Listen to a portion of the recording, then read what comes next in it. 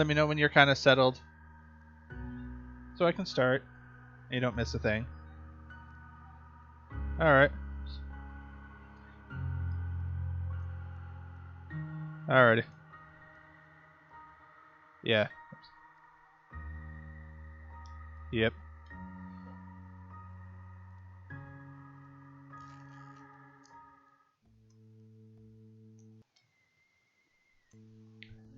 Alrighty, and here we... Oh, come on. Come on. There we go. There we are. Did you guys miss me? Hopefully you did. It was only been like a couple minutes. Iced tea. Got some water. Oh, let's see. What am I doing? I am setting category. Innsmouth. Case. Update. The infos. Nope.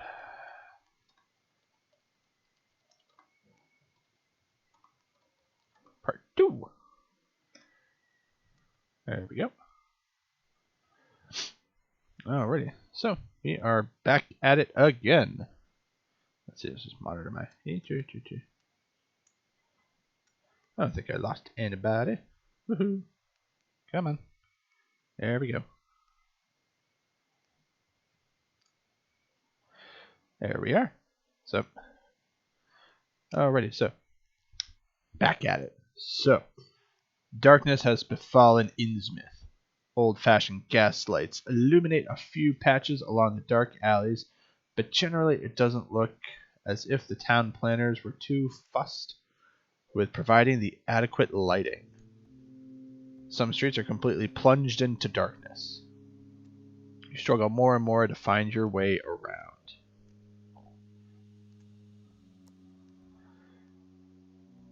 Was this awful gargoyle already here earlier in the afternoon, or are you in the wrong part of town altogether? When you're almost about to give up your search for the Gilman Hotel and resign to finding a cozy spot somewhere on the curb, you see it. The outline of a hotel roof. Luckily, the hotel is set apart clearly from the misshapen nearby tenements. The Gilman Hotel is an architectural masterpiece. Although right now, in the dark, you can't make out many of its stylistic features, the hotel majestically rises 4 stories above the rickety house that surround it. A sea of leaves glint in the light of the moon. Must be ivy. An empty parking lot makes you think that the hotel must still have some rooms available. Yay! You felt like you've been followed for a long time, the growing paranoia and constant glancing over your shoulder. You'll be able to forget all of this very soon. You follow the path leading up to the entrance and come to a standstill in front of a massive oak door. Your hand touches the cold metal handle. You press it down and pull, but to your surprise, the door doesn't open. Heh. Ooh. Don't know what I'm going to do here. The hotel seems shut. Ring the doorbell or look for another way in.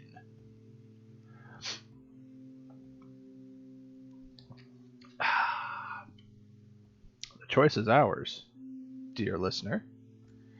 Let's see. Ring the bell.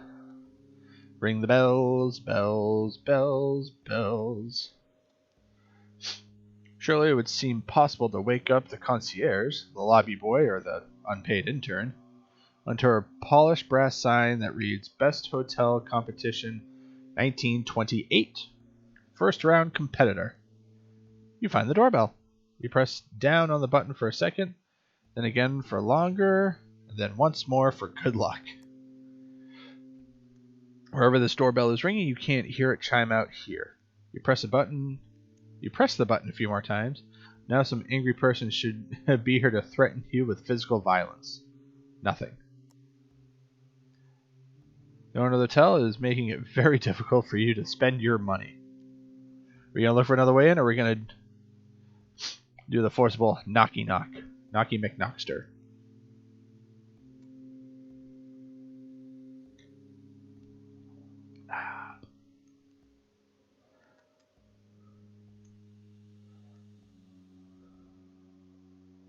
So let's find out what we're gonna do. Nope. Bang, bang.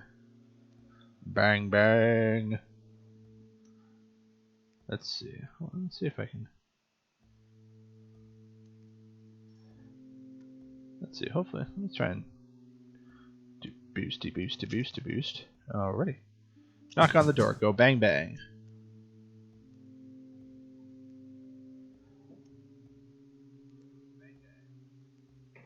Oh.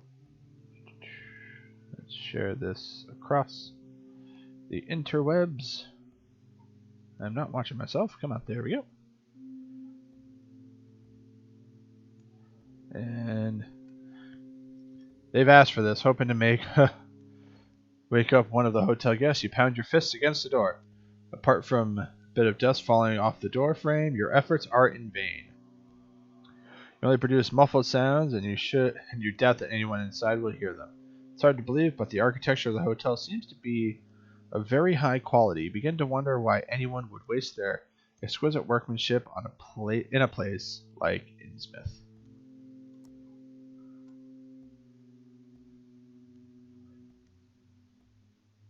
Nope, let's not do this. Come on. Nope, I don't want to. Let's close that out. Forlorn, you stand in front of the hotel. We're gonna keep looking for another. Keep looking. Alrighty, Apollo, I missed you, man. Alrighty. You walk around the property. Metal bars in front of the windows make it impossible to simply climb inside. But you had at least hoped to find a lit window which could knock on to make yourself known to someone inside. They won't even let you give one of the night shift staff a good scare. All the rooms inside the hotel seem to be in complete darkness, including the foyer. No one is working. No one is having a drink in the hotel bar. Anybody else seem to be a little sketch on this?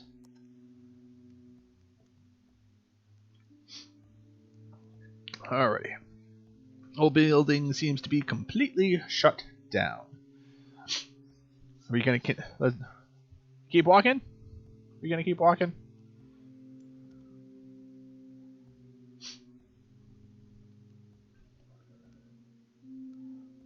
Yeah, keep walking. We're gonna keep walking. Walk around the hotel, still hoping to find a lit window somewhere. No such luck.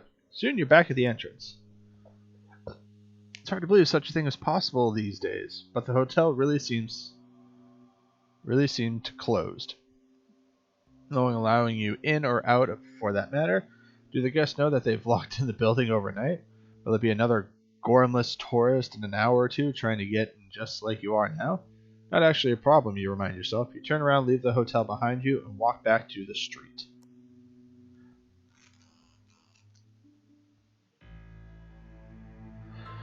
Music change. You wander the streets. The dark clouds spread out from the sea like claws that ominously reach for the town. Reach for you. The sun is set. The temperature is dropping fast. The air, too, gets cooler, and a rough wind whips through the alleys. You're lost. Yay! You have no idea how to get out of this godforsaken town, as if that weren't bad enough. You also underestimate the September weather on the coast. The cold temperature is still yet to come. Scattering raindrops do not bode well. You aimlessly wander the streets. The narrow alleys are a labyrinth of simple wooden fishermen's huts. At least you're not completely on your own. Look at that. Even at this late hour, there are groups of people out patrolling with torches and pitchforks and knives and nets. Are we going to go Assassin's Creed, or are we going to walk towards them and introduce ourselves?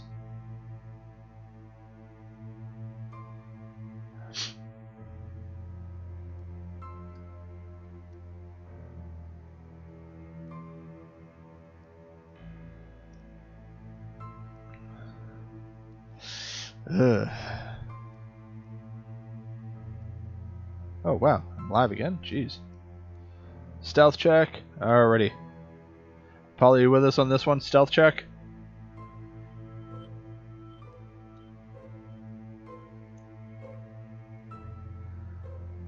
Not necessarily the knives and nets that make you worried, it's the limp that many of the villagers have which make you nervous. The people don't walk. They waddle, stagger, stumble, and shuffle with their upper bodies lifted up like malicious trolls in a fantasy film. You have found refuge behind some old barrels in a narrow side street. You would love to simply huddle up here, but in the middle of the alley you are without protection against the rain. The pitchfork mob still hasn't noticed you.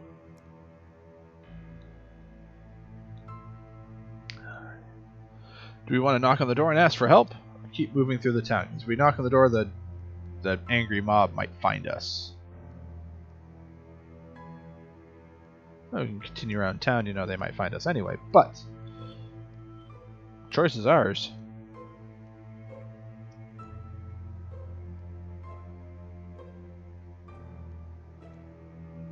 Keep going. We're ready. We're keeping it going. Oh, sorry. My dear sister got outvoted. Help, knock, knock. Let's do it. Maybe not all the people here are cranky, cold-hearted hicks. Maybe someone will let you spend the night in their house if you ask politely? Maybe pigs will fly. The opposite was never proven, anyway. The idea of spending the night in the warmth and leaving Innsmouth early tomorrow morning fills you with new hope. But we still haven't found the girl, although we did sleep with a fish person. Hands glide over your wrinkled trench coat, which really needs to be ironed. You're a freelance, so you have enough experience with looking pitiful.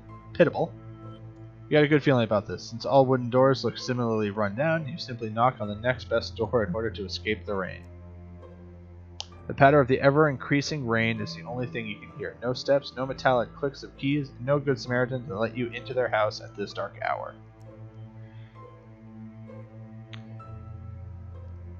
Break the door or try another door?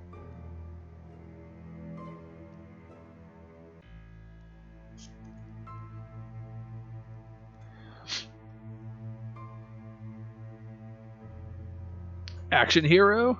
Or just Jehovah's Witness in Innsmouth?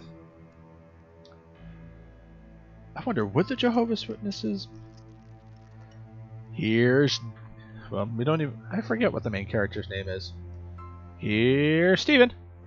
There are already sparse manners overboard. Lean against the door to see if it opens. The whole facade seems to rock slightly, but the door does not give way. You stop the break-in attempt before any of the neighbors call the police. Darn it. There's another just over there. Again, you try your luck and knock 3 times quickly. Again, no one lets you in. Difference is that this time you hear the rustled sound of curtains. In the window next to the door, the curtain sways slightly back and forth until it comes to rest. Ooh, ooh, ooh, ooh. Do we want to try and provoke an action, or keep moving?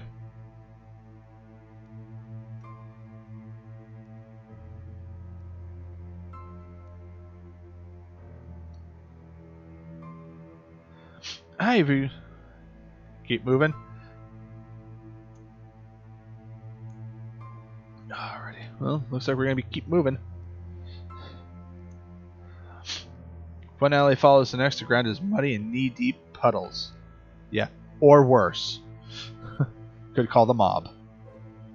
The number's on the fridge for the mob. The paths are lined with run-down huts consisting of nothing but a few bricks and corrugated iron roofs piled on top of each other. You must be in the old town, an area that is definitely not being advertised in the travel brochures. The very moment your cerebellum wants to complain about being bored, you run straight into the arms of a patrol. Ah, damn it. Although they have not noticed you yet. Oh man, for some reason I just picture the scene from The Simpsons where Lisa and her new coast friends, like, oh man, I just hope your mom doesn't come in here with lemonade and cookies, and you see Marge in the background just come into the room with a tray of cookies and lemonade and then just leaves. I'm picturing this scene as happening. Undecided, the group has gathered in the middle of the road and seems to be discussing their options. Nevertheless, they are alert and keep checking their surroundings. You reckon that they'll discover you soon because here, in your position, you're a sitting duck. Hey, I attended the ritual down at the beach. Did you guys do that too? Your heart is pounding. Cover up your face. Don't do anything else.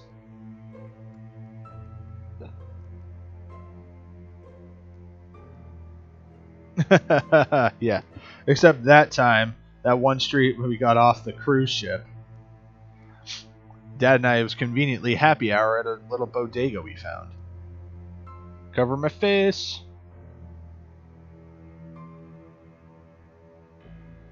Following your intuition, you grab a piece of cloth dangling from a barrel. The torn cloth stinks of rotten fruit, which is a welcome change for the rotten fish that you've been smelling the whole night. You walk up to the small group of townsfolk. There! Screams the front man of the group, an old fisherman with a white bushy beard, waves his torch in your direction. His friends limp towards you, their rags and rain jackets and rags flapping awkwardly against their bodies. Yeah, Cthulhu Tagan. Considering they're a limping horde of disformed lunatics, they manage to surround you quickly. Light of the torches dancing in the rain makes the already scary faces look even more bizarre. Raise your hand! Raise your hand if we're gonna die! Wait. Perfect time to practice my Ralphie voice. I'm in danger!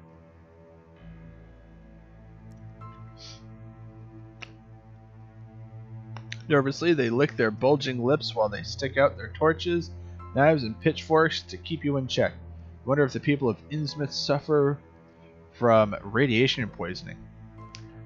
That would explain so much. Hey, that kind of looks like the fish person I slept with.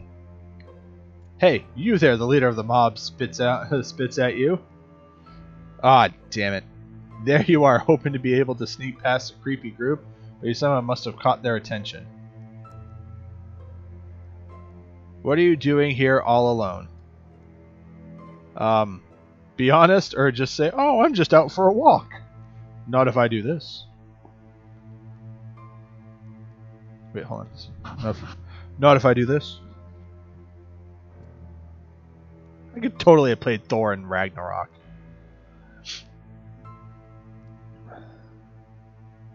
I want to leave town, or I'm just going for a walk. Oh, walking around? Already. Oh, I'm just going for a walk. You say innocently and kick a rotting fish in front of you. He narrows his eyes. You're going for a walk? On a night like this? Outrageous, a few people shout from behind. A pitchfork is poking your butt. Meanwhile, the old fisherman steps up to you, his hands massaging the bulges of skin dangling from his face. Who are you? He asks suspiciously, as if by itself your hand touches a piece of cloth that covers your face. It's me. We only have one option. Say my real name. You give your real name.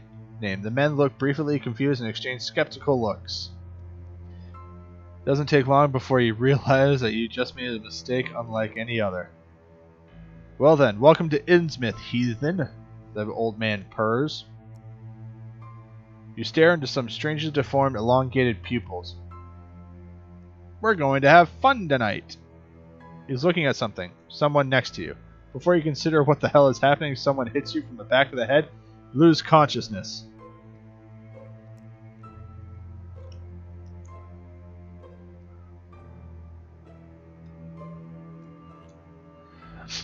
Freezing cold voices, whispering, arguing, raindrops that roll off your forehead. A pungent smell of fish that you have almost gotten used to. Damn it. Your cheek is pressed against something cool. Alrighty. Whoops, sorry. Buddy of mine is...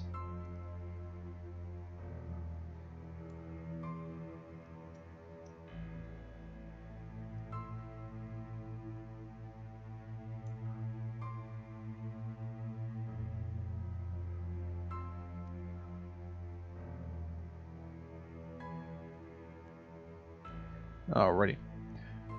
Something cold. After the first moment of disorientation, you realize that you're lying somewhere out on the street. You open your eyes. The situation is not new to you. Yes. I agree with Paul, literally sleeping with the fishes. On several drunken nights in Boston, you have ended up near a trash can on a dodgy side street. This is perfectly normal. You groan as you raise your head and immediately regret moving. All you can feel at the back of your head is pain. You have no doubt. You were knocked out. You try to touch the back of your head but fail. You seem tied up. Okay, this is definitely not normal. I got a spam bot. Alright, let's see if I can boot the bot. Let's see if I can boot this bot. Boot the bot, boot the bot, boot the bot.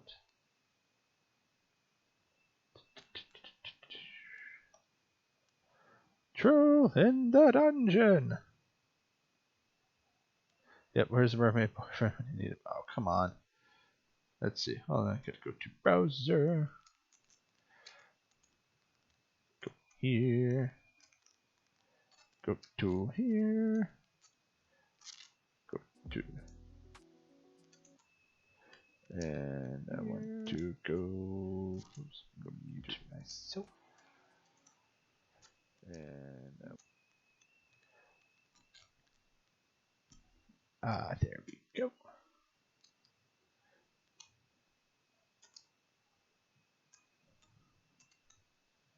Alright, let's give. Alrighty, who's ready for some upgrades? Oops, no, 12.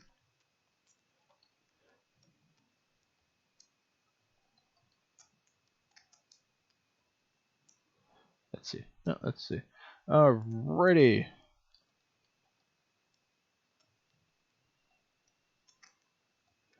Alright.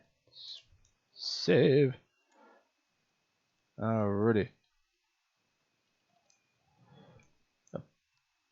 1, 2, 3.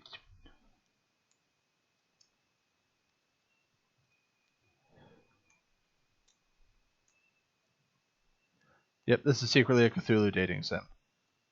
So, can't leave out my bestest sister on this. Alrighty. Alrighty. All three of yous now have permission to boot the bot. Because all y'alls are now moderators. Cheers. Or, wait, no, that's the Austerus Skull.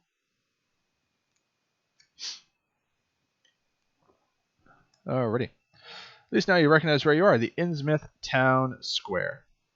At least 50 villagers are gathered around you. They have huddled together in small groups. They're deep in conversation. Relaxed, they rest on their pitchforks. They have thrown their fishing nets loosely over their shoulders.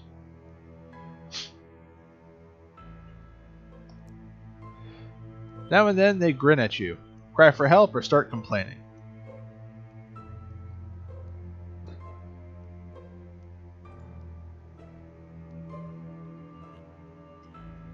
Alrighty, start complaining, cry for help. Help. Belp! Belp! You appeal to anyone standing around you. Help me, bloated people of Innsmouth, please save me, you shout to a group of stocky men and women in raincoats. Your words fall on deaf ears. Why on earth are they ignoring you? I slept... where's my fishy boyfriend? Where's my fishy boyfriend? Or... girlfriend? I don't know. Where's my fishy partner? A worn-down boot suddenly appears in your field of vision. Awake already, a voice croaks from above. With great effort, you manage to look up to see who dares to interrupt your fit of self-pity. I bet it's the woman. I bet it's the woman. I bet it's Jessica Rabbit. It's the leader of the group, Abraham, who looks down on you triumphantly. From where you are, you can see all the small tumors that are sprouting from his chin. Yuck, you say involuntarily. If you've offended him, he doesn't show. He gives you a dirty grin. Hope you enjoyed your stay in our little town today, landlubber. Meh. 1-star Yelp review. Or enjoyed. I loved it. I love it here. Meh.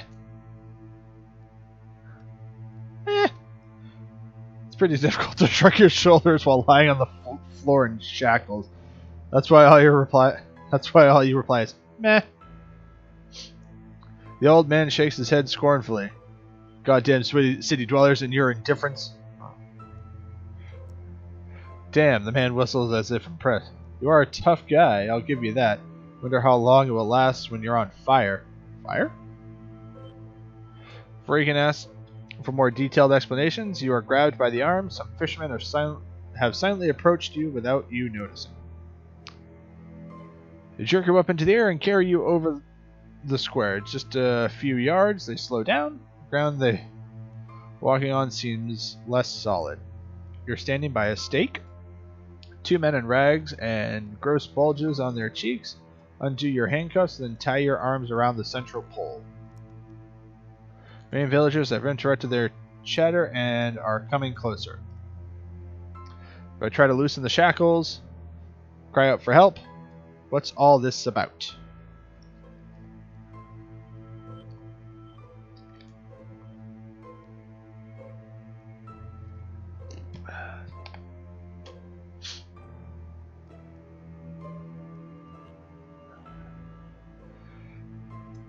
Alrighty, come on.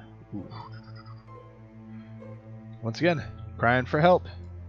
Crying out for... Alright, what's this about? Help, help. You scream, help, help. That's all you manage? Damn smoker's lung.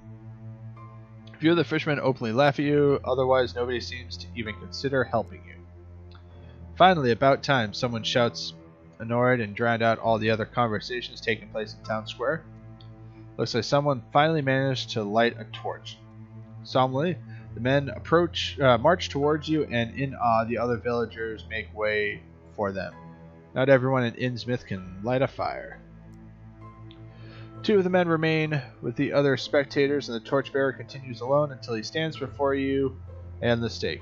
Turns his back on you and begins to speak to the eclectic audience. Brothers and sisters. Yes, Abraham, several people respond, which says a lot about the Innsmouth gene pool. Quiet, he growls immediately. I mean, everyone present? Satisfied, he slowly spreads his arms. You can see that the hands from which he holds the torch is a single flap of skin wrapped around the log. The hour approaches, and before you stands our tribute to Dagon. We share the sacrifice and the blessing for all, for we are faithful children of the... He falls silent. A dozen tourists walk out of the next alley along. The villagers look surprised and exchange baffled look. Some look to Abraham for help. Embarrassed, Abraham drops the torch. Alrighty, we're going to cry for help or we're going to remain silent?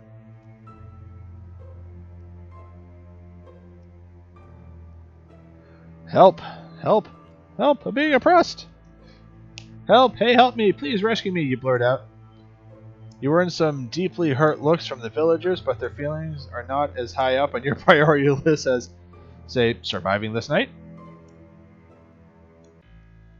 Tourists look over to you with interest. The first few break away from the group and come closer. A young blonde man takes selfies with you and himself at the stake. Hey, you screamed at him. Inform the FBI. No one, absolutely no one wants to see you posing holiday snaps.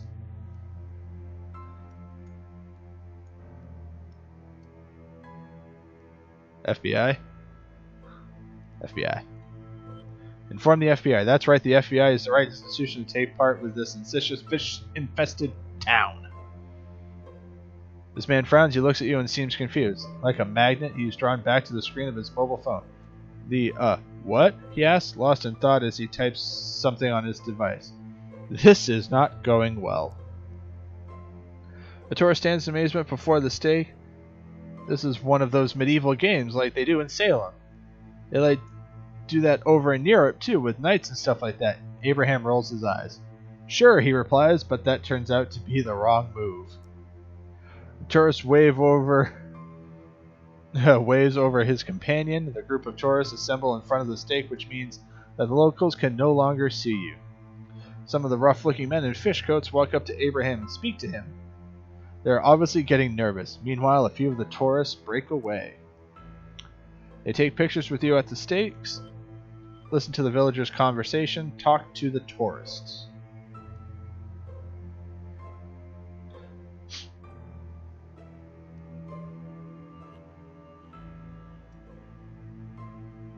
Alrighty. Evan, listen. Ooh, listen and talk. Ooh. Alrighty. Alrighty. We got Kitsune with the tiebreaker. We're gonna talk to them tourists. We're gonna listen. Stop, look, and listen. It's about what's going on. Whoa.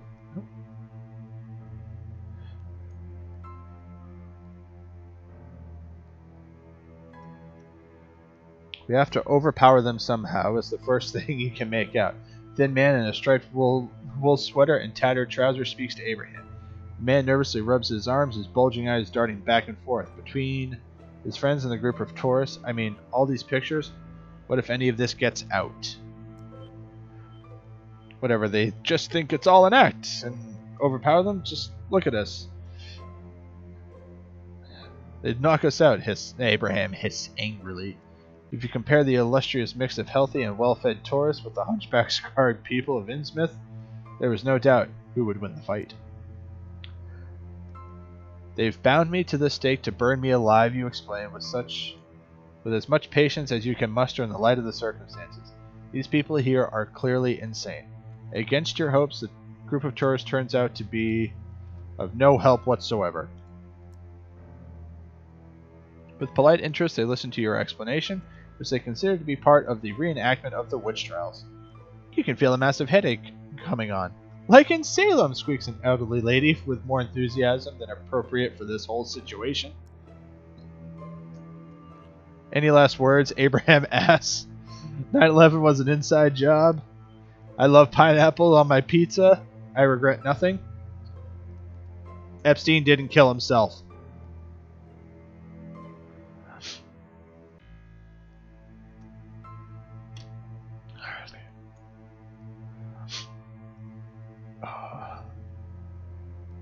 Oof.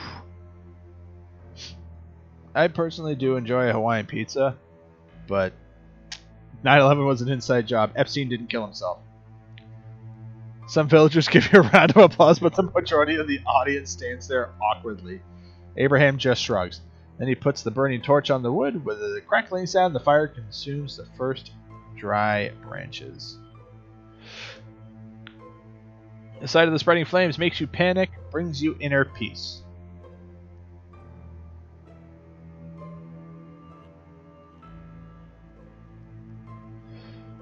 Inner peace. Inner peace. Inner peace. Panic! Now is...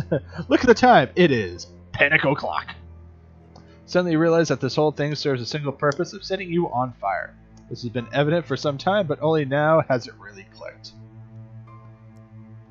It doesn't take long for the whole pile of wood to be on fire. The heat is unbearable, your skin hurts so much that you almost lose consciousness, but no such luck. Only when all your clothes are singed and blisters form on your cheeks does your circulatory system finally collapse. Ooh. It's getting dark.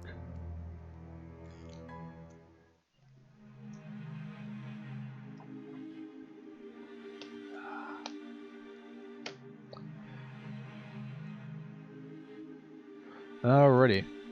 At the stake, you burn alive, never again cold cases.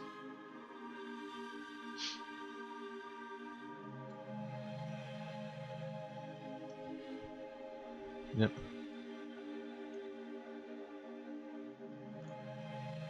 I'm looking at this. Alrighty. Let's see. Oh, we got time. Let's see. Let's go back to the main menu. And we'll start a new game. Yep. Fades to black and a green. Okay, yep. So there we go. There's that.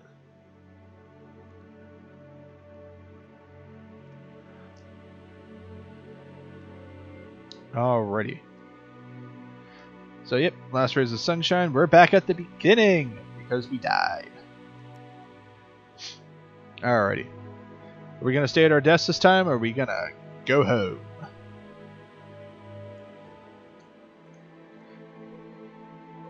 Yep, this is secretly the bad place. Yes, let's go home. It had been a successful way, but at least it's over. You look forward to a classic Friday night watching old mystery series in sweatpants and getting drunk on cheap booze. Since the early afternoon, you have been staring at the foreboding bottle of liquor. Up until now, a vague sense of professionalism has kept you from drinking yourself into oblivion. Now nothing stands in the way.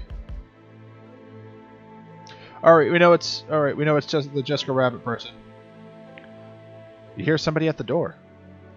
Who is it? Don't make a sound. We know what happens if he says who is it. Shh. CP, CP. CP, CP. Yes. Stay very quiet. You freeze and hold your breath. No. No one will ruin your well-deserved evening. You're as quiet as a mouse. You listen intently.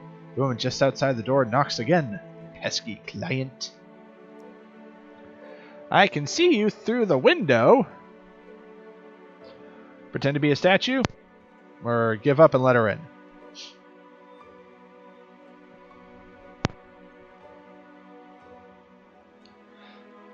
Oh, hi, Mr. Link. There we go. There's my cat. Only because I opened the window next to my... Ooh, pardon me. Alright, I guess we're going to let her in. But... Yep. Alrighty, so...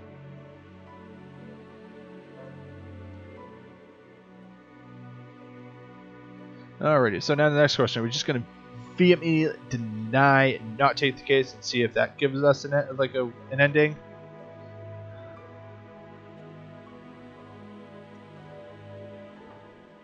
Yeah, Mr. Link, yeah.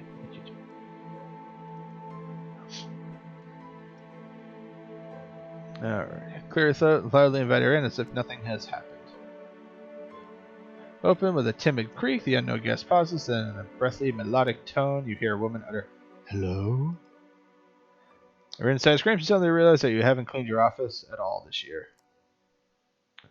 Quickly try to clean up, or just invite her in.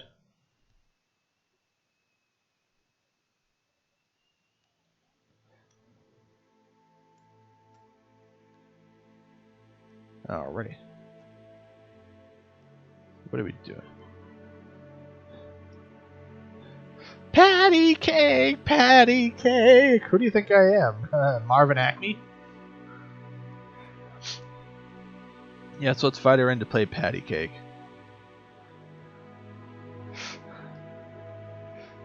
By the light of the desk, you see a more silhouette. A breathtaking woman lights up your office. Older than 40, maybe even 50, hard to say. Clad in black, skin-tight black dress. Smoky eyeshadow, dark as algae washed ashore. Fair light of the setting sun catches a strand of her hair. You wonder how many heads this woman turned during her prime. Really different from her usual customers, nervous bankers. Smooth as an eel. Yep, now we're picking up all the different foreshadowings, because we know. She walks towards you and sits down in the corner of her desk. Determined, she walks towards you and sits down in the corner of her desk. Which is a little bold, makes you blush. I forget what we did last week. Bold.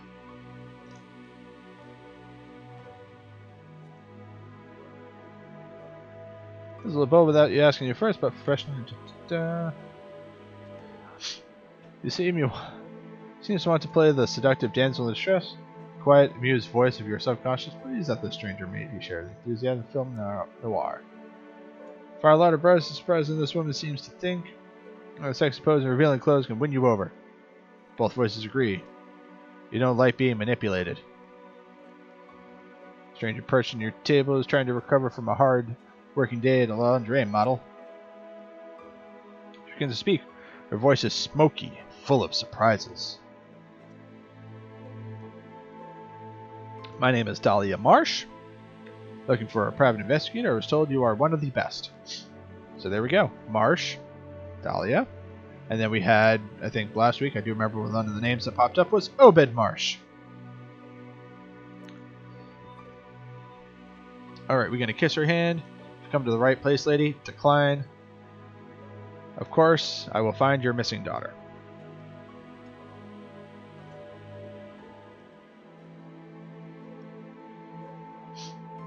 I'm sorry, lady. It is your drink o'clock. Oh, there we go. Alrighty. Bested patty cake. Kiss her hand. We're going to kiss her hand. You kiss her hand and waggle your eyebrows in the same manner you've seen so often in those classic movies. This one moves in higher circle is used to luxury. You can tell by the strong smell of caviar she gives off. Caviar. If you play this right, you might even be able to increase your fee for this case. Keep flirting, or let's get down to business to defeat the fish.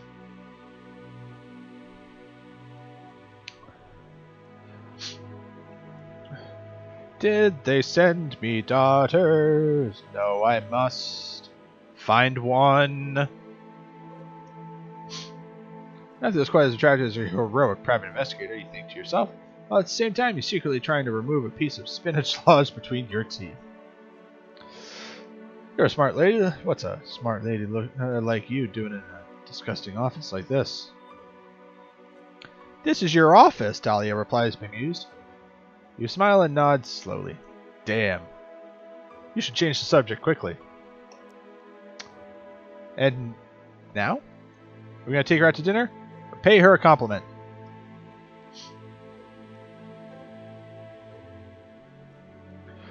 So.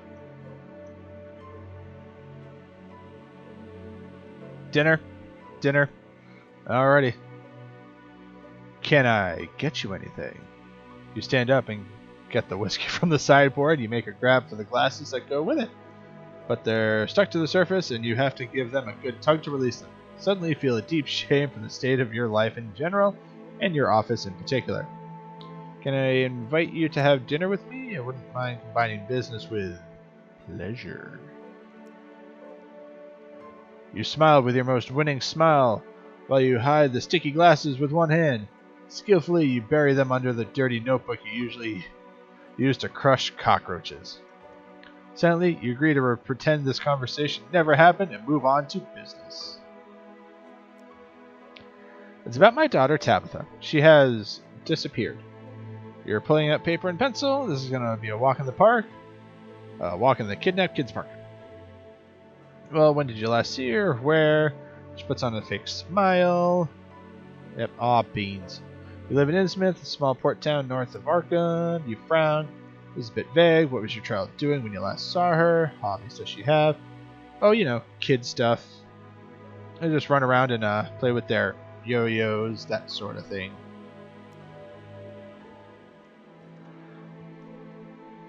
Alrighty. Let's see. I'm just going to take the reins here. What does your daughter look like? She's only the 8th sweetest girl you can imagine. She's been missing without a trace since last week. None of her schoolmates have seen her, and no one knows where she might have gone. Hand you the photo. Yeah, I'm in agreeance. I don't think this woman actually has a kid.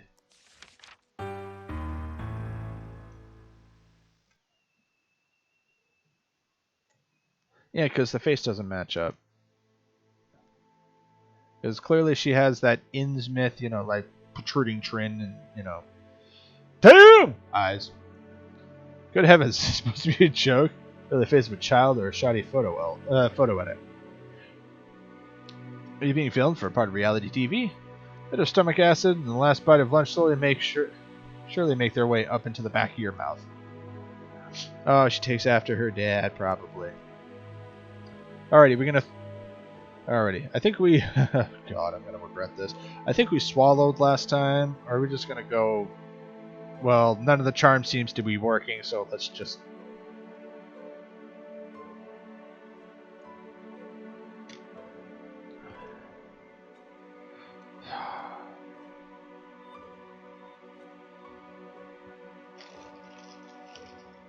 Alrighty. My sister got voted out by one of my oldest friends and my wife. Sorry. Hastily turned to your side, opened a lower drawer, and immediately vomited into another pile of bills you've forgotten. This job will be the death of you. Foreshadowing?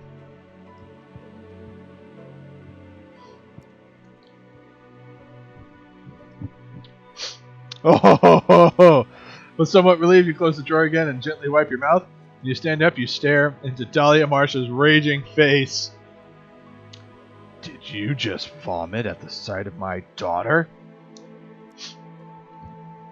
Unpleasant. That was just my alcohol and medication problem. Don't think there's something strange about your daughter? I mean, to be fair, we've already dug the hole. Do we keep digging? Or do you try and get ourselves out?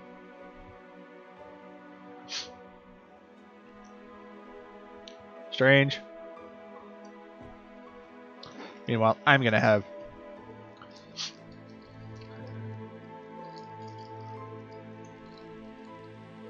Yep, well.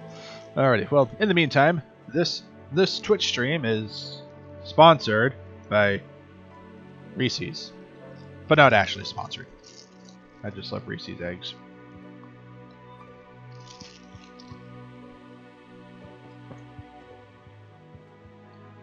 Taking your life into your own hands, you ask the mother, don't you think there's something a little bit strange about your daughter?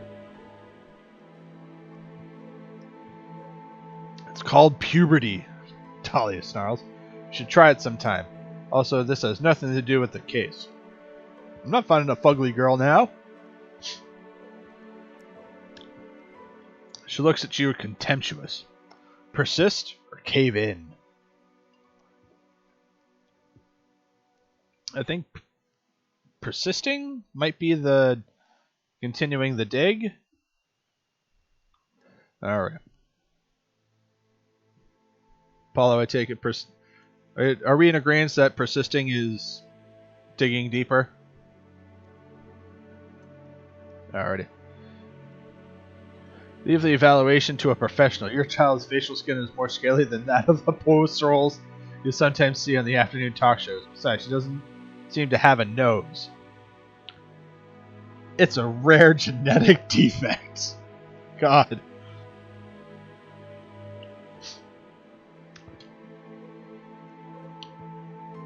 Rare genetic defect. Talia nervously combs her hair, hand through her hair. Alrighty. Does your daughter have any friends, yo-yos, or you're just going to get right to the point, no further questions? Faja? Faja? Pops? Faja? What about Tabitha's father? Are you separated? Often children reappear with family members. She smiles sadly. My little one can't swim well enough for that yet. Your pen remains in the same spot on the notepad. What was that supposed to mean? Okay. Alrighty. Continue to let her talk. Oh yeah, Shine. Oh yeah. Dearest sister, you weren't here at the beginning of last week's stream.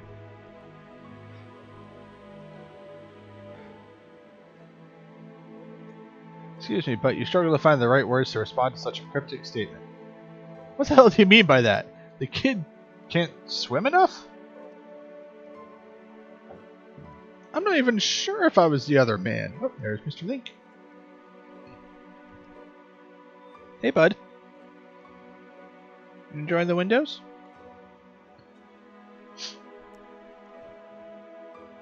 Dahlia turns up her nose. She doesn't seem comfortable with you asking personal questions. Still, she responds. Oh, just an old saying in our village. She smiles, but it doesn't reach her eyes. Oh, Zelba's in a potato mode.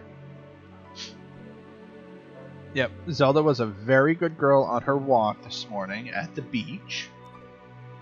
Although she doesn't like the water.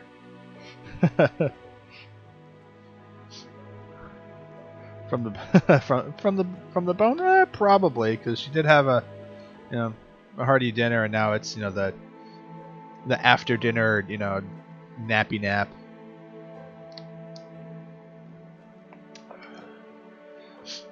When that food baby sits in, just like, oh.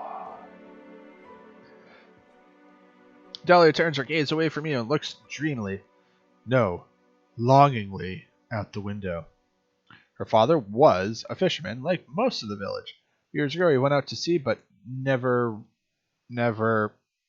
returned. His boat was washed ashore. Weeks later, his colleagues told me that he had finally followed the call of the waves. It's not the call of the wild. It's the call of the waves. You keep quiet for a moment. Deceased family members are always a sensitive subject. If you ask me, that statement just seemed fishy. My sincerest condolences. She seems calm. Oh, somehow I always knew that moment would come. I think my husband is in a better place now, and at some point, I'll join him. Take a closer look at Dahlia's outfit. Judging from by her behavior and clothes, you would never have taken her to be a fisherman's wife. More details about the case, or are we going to ask Sugar Mama where she gets all her sugar? And I apologize for the pun.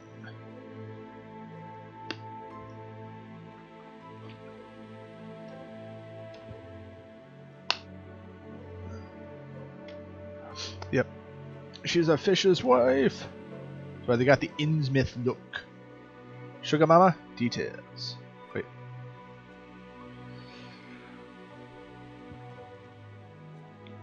Let's see. Forgive me for asking,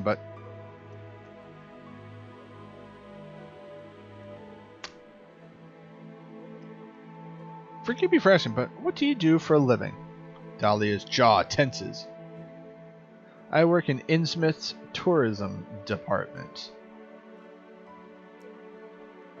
Tourism?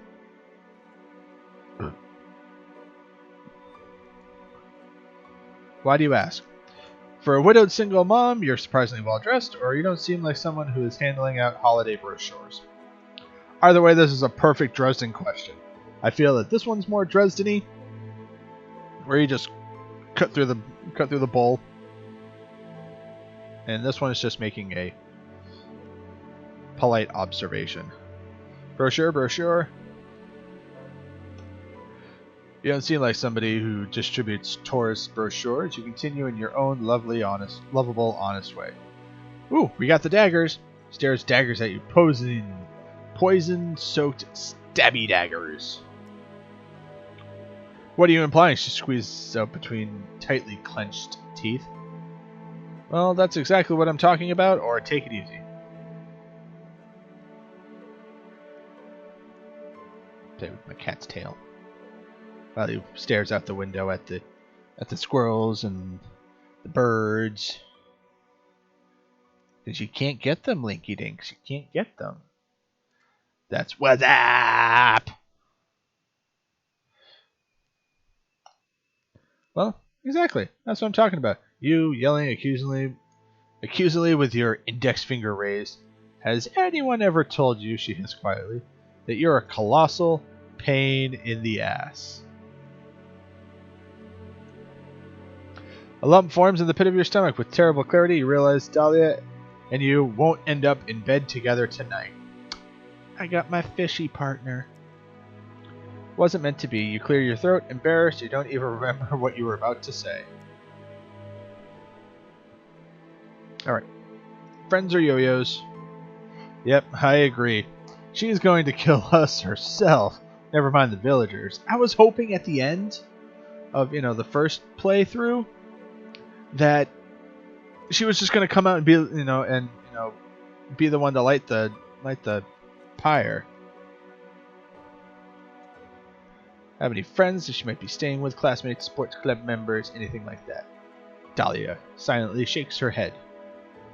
Very strange. You're about to ask if the girl has at least had imaginary friends, but you hold back. And last but not least, yo-yos. Hold on. Yo-yos? Ring ring, you can hear that? It's the 90s calling. They want their outdated toy back. Dahlia blushes. You find this quite attractive, but the case of a missing girl beckons you, utterly convinced by the way someone pretends to be a mother. Confront her. Let the matter rest.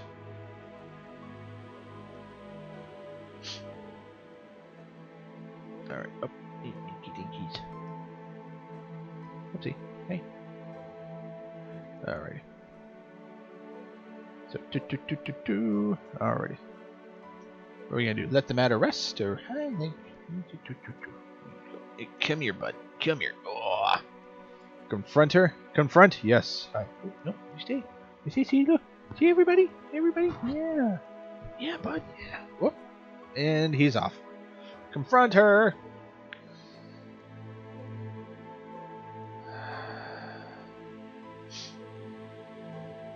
Something's fishy here. You have a nose for this sort of thing. That's why you became a private investigator. Or to be more precise, that's why you took an online detective course. Of course, that for a one-off fee provided the necessary qualifications. Yep, that was one of those. And he's gone.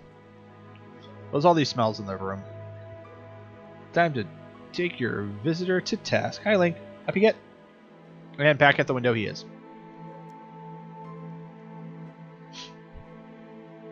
Alrighty, look at her closely. Why did you come to me? Has your daughter really disappeared?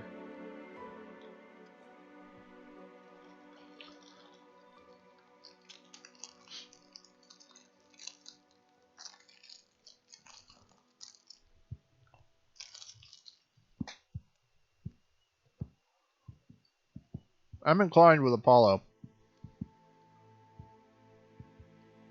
Do you even have a daughter?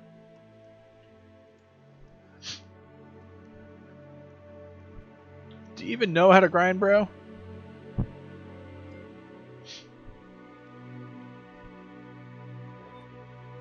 Oh. Has your daughter really disappeared? You see, they can't help questioning her further. Her story simply doesn't wash like seawater. Although it's exactly what your instructor warned you about, you're sticking to your principles. Dahlia's mouth becomes even more pinched. Something you didn't think possible. I resent this insolence. Of course she's disappeared. What do you take me for? You stare at one another. The only sound in the room is the roar of the rush hour traffic creeping in through the window. Dahlia's face remains motionless, icy. You have neither evidence nor arguments to back up your suspicion. She still seems angry, but it also seems desperate and dependent on your services. Ask more questions, accept it, or reject.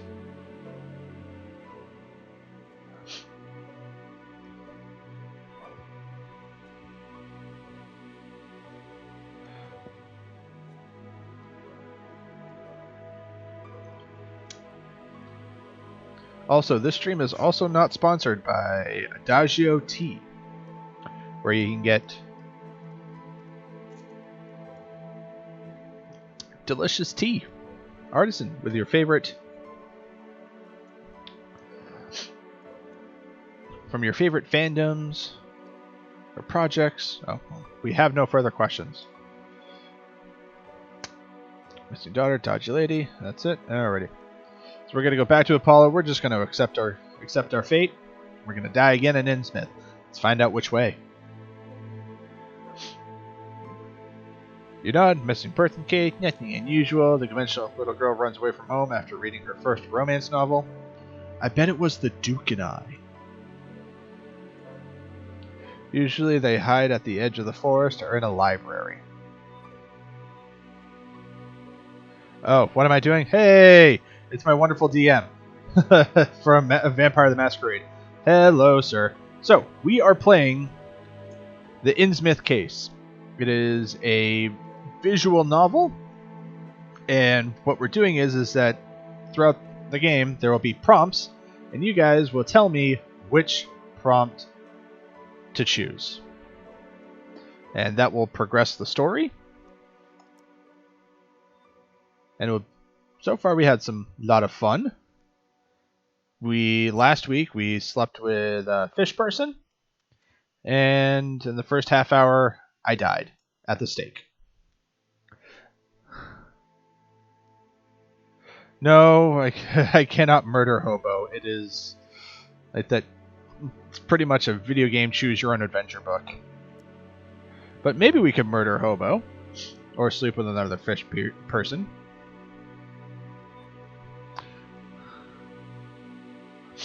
Yes, thank you, Apollo. I was burned as a witch, and took took pictures or took selfies with some tourists.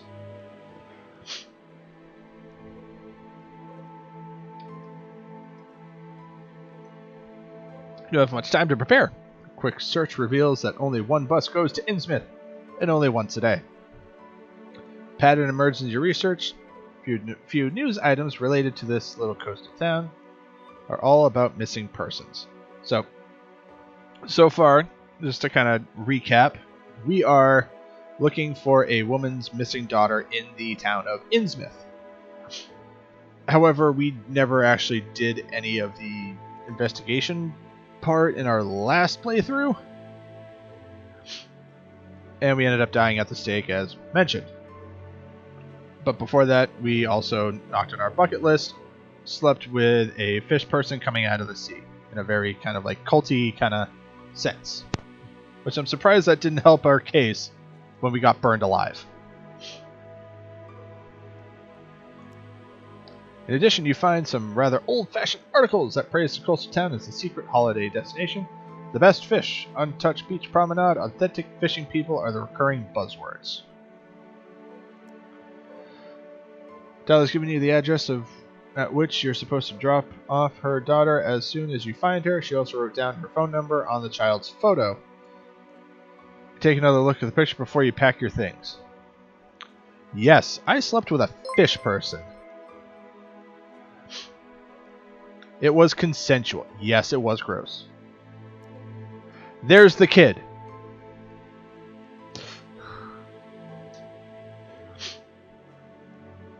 Alrighty, so here we go. Perfect. Are we going to take the one bus in, or are we going to hitchhike?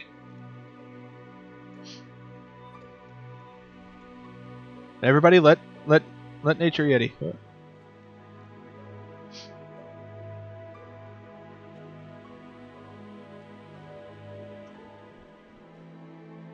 I don't think it's secretly a furry game. It's a Lovecraftian, visual novel, and just the progression of stories, like of choices last game was just pretty much like, oh, it's secretly a sex cult. It's secretly a sex cult, and that happened. And also, thank you, good sir, Nature Yeti, for the follow. So we're gonna take the bus.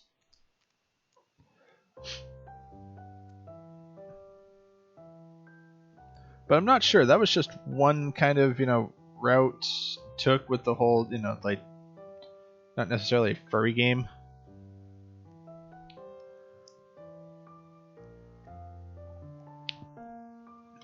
But I'm pretty sure it's like a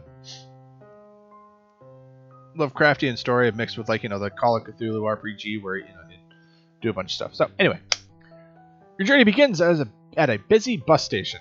There's supposed to be a bus line that departs from here to Innsmouth. Buses, you think to yourself, not only an environmentally friendly means of transportation, but also easy on your wallet.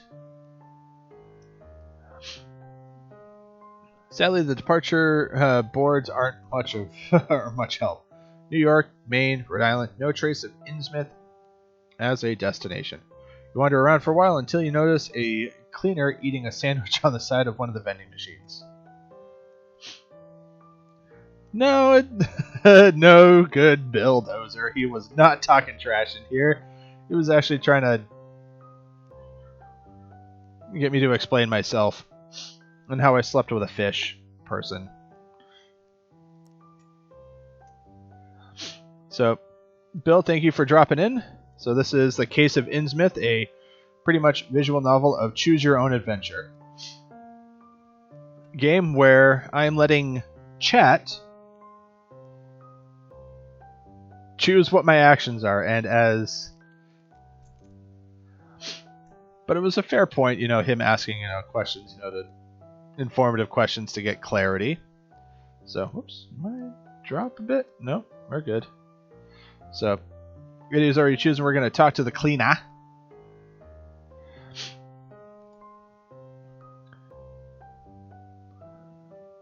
Yep, cleaners always know some shit. Excuse me, where can I find the bus to Inns? Without letting go of his sandwich, the cleaner points to an abandoned counter in the dingiest quarter at a public bus station could be capable of.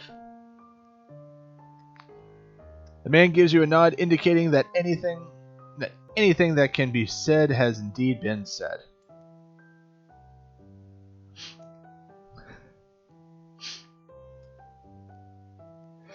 You find that the counter is elaborately decorated with cobwebs. A bit early for Halloween preparations, but at least someone made an effort. At the moment, nobody seems to be there. You press your face against the plastic window to peer into the room behind. Hello? Hello, is anyone there?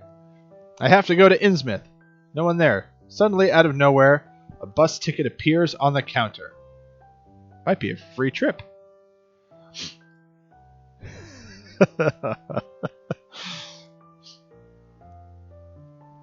Yeti, I need to introduce you to my friend Mobius,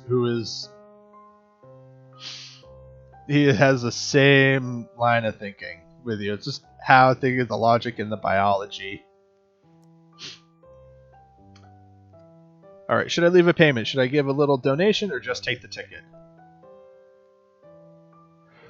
I know, I kind of miss him too, our stoner buddy.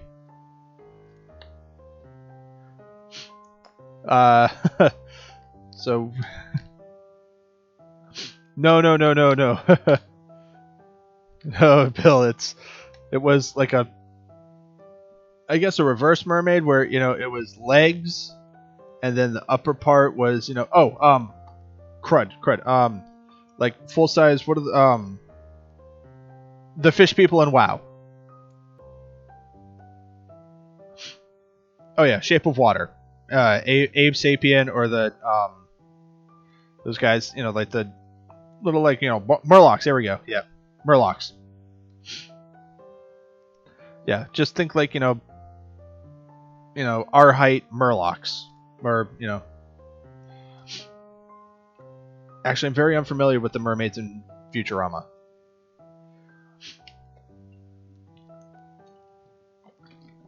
Alrighty, so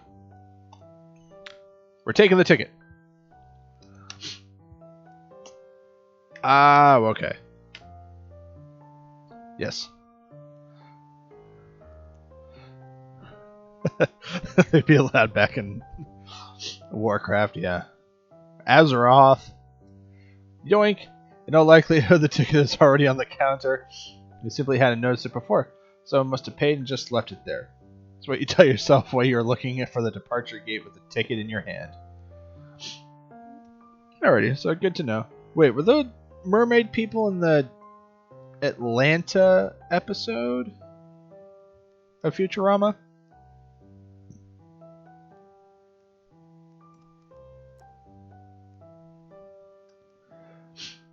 Where is this? Alrighty, cool. Now I remember, vaguely. Although it gives me an excuse to go watch Futurama.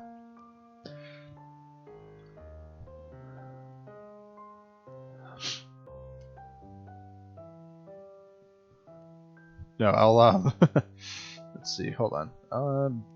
Later I'll send you a picture of what, a screen still of what that fish person looked like. In between the polished greyhounds and travelers stowing their luggage, saying goodbye, and dropping entirely into their seats, there's a kind of dumpster. A dumpster with windows and wheels. No, it's actually a bus.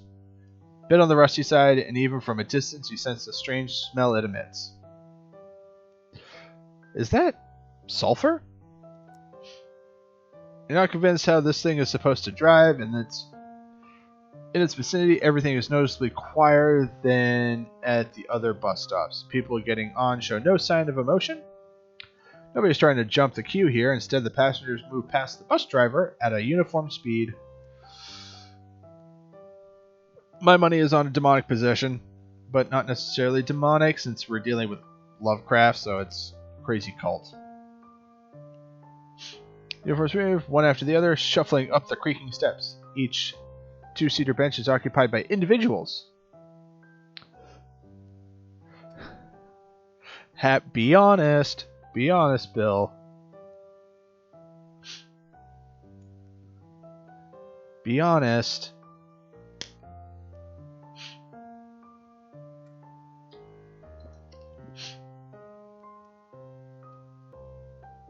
There we go.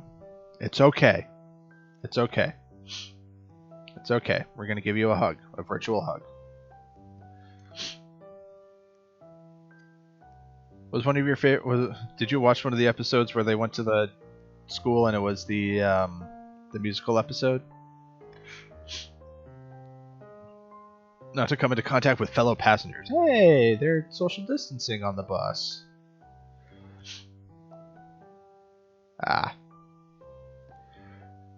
The sign clearly says Innsmouth. No departure, no stopovers, just Innsmouth. Oh, okay. So, that's a recap. Sam and Dean go to an all-girls school, and it turns out that one of the students made a supernatural musical.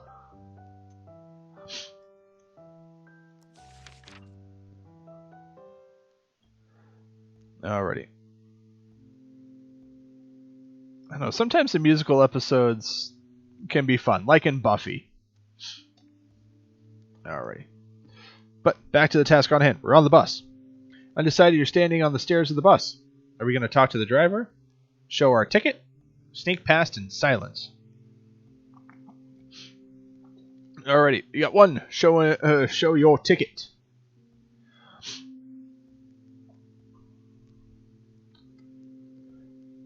Ooh, Indiana Jones. I just remembered. Tickets, please. Or Silent Bob. No ticket.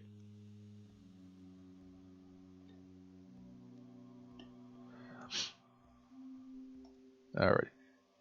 You hand the driver the ticket. No reaction. At least you can't make out a reaction. Lighting is poor, and the shadow of his dusty driver's cap covers almost his entire face. I think he's gonna look like, if he took his cap off, he's gonna look like the missing girl we're supposed to find. Notice something strange on his neck, but you can't quite make sure what it might be.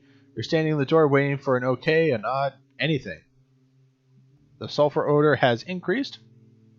A queue has formed behind you, but no one is pushing or complaining. Alrighty. People wait quietly and patiently. Show that Bostonian, get out of here, say something, or just keep walking. Just keep swimming, just keep swimming, just keep swimming. I believe that was probably poor timing on my part. Of just keep swimming.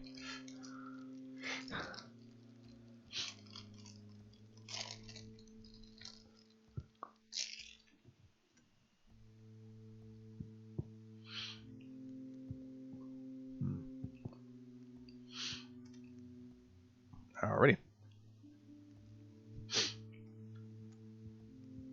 If you see something, say something.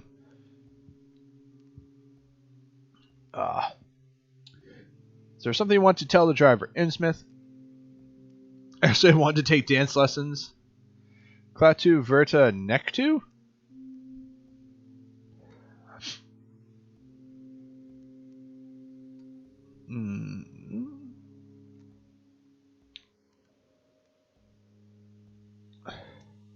Clatu Veratu? The last one? Alrighty.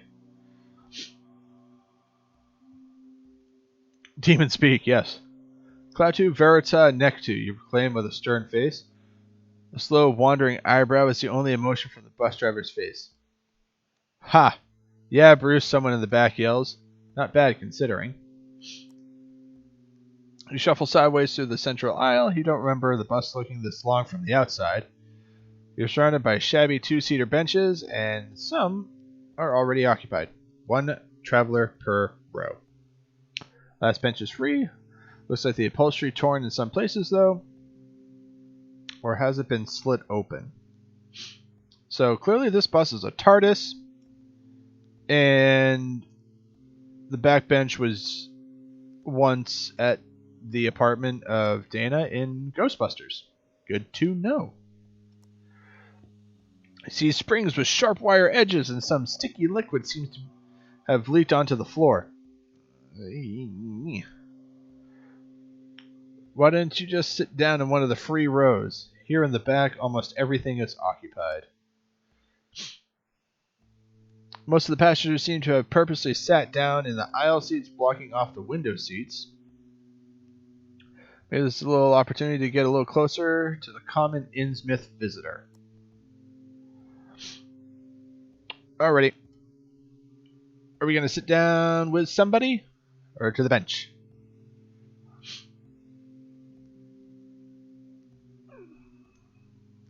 Me at the back of the bus? Or sit down and just sit next to somebody awkwardly? Bench? Alright, we got one vote. One vote for bench. Two vote for bench. To the rear. That's what she said.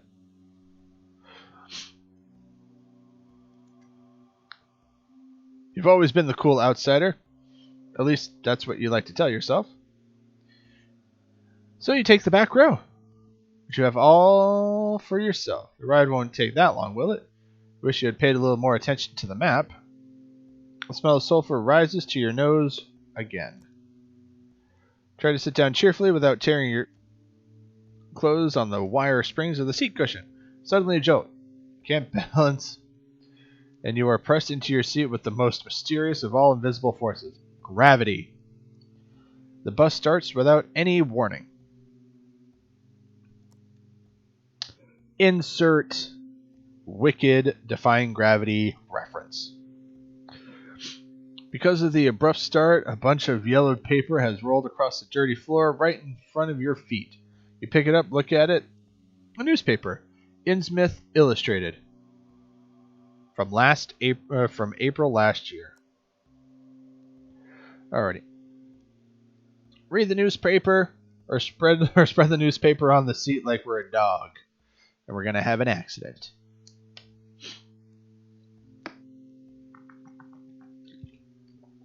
Read it.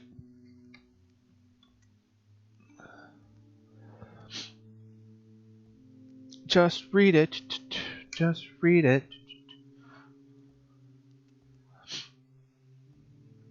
According to the faded sticker, the subscriber of the newspaper was a certain C.G. Young? The Innsmouth Illustrated actually offers a lot of entertaining articles. All these features and listicles give the impression that at the end of this trip, you'll find yourself in an adorable, up-and-coming tourist metropolis. Ah. Thank you, Yeti. A real insider tip. Alright, we're going to read some more, or we're going to put away the newspaper.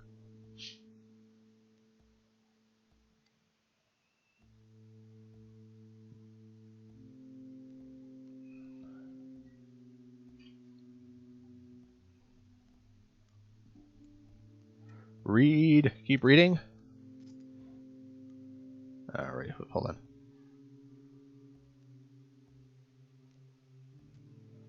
Reddit? Yep. Alrighty. r/Innsmouth for that subreddit. You just had to read every damn article in this paper. Preparation is everything, as you know, and apart from that, you're bored to death. You find that Innsmouth has a boardwalk, and that even a beach bar has opened last year. Alrighty. Finally, you discover the Crossword Puzzle, which turns out to be quite difficult. Alright. I gotta step away from the computer real quick. I'll be right back, guys. Hold on.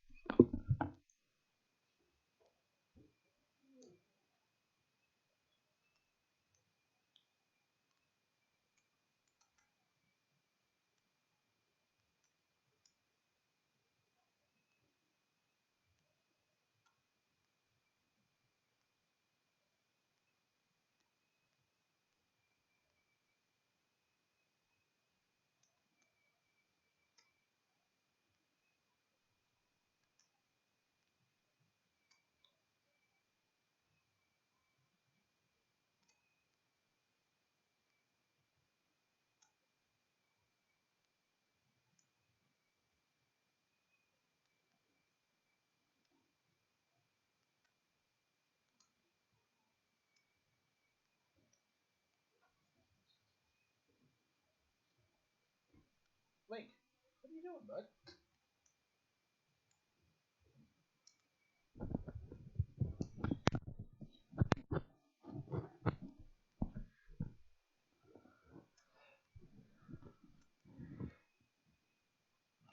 Oh, I'm gonna have to close the window soon.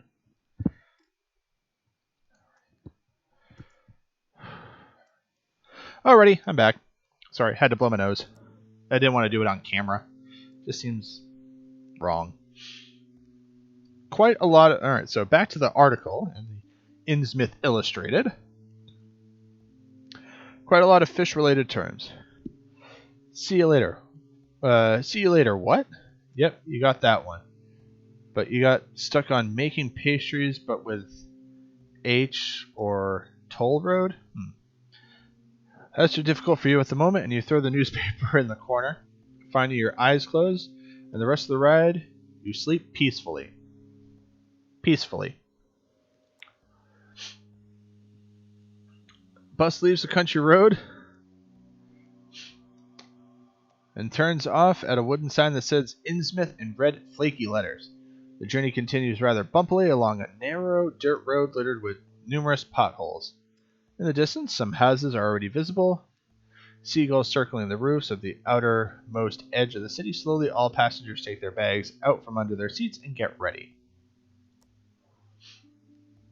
Alright, we're going to look through the front window or the side window.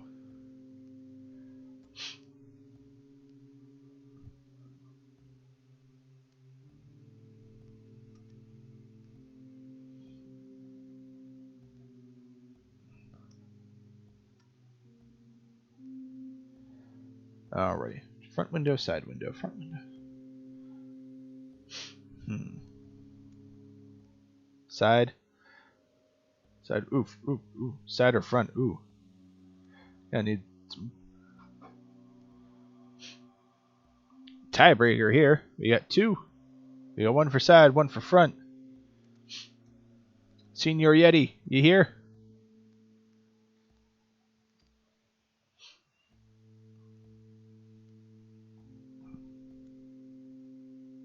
Alright, actually. You didn't do anything wrong. I need your help in making a choice with a tiebreaker, good sir.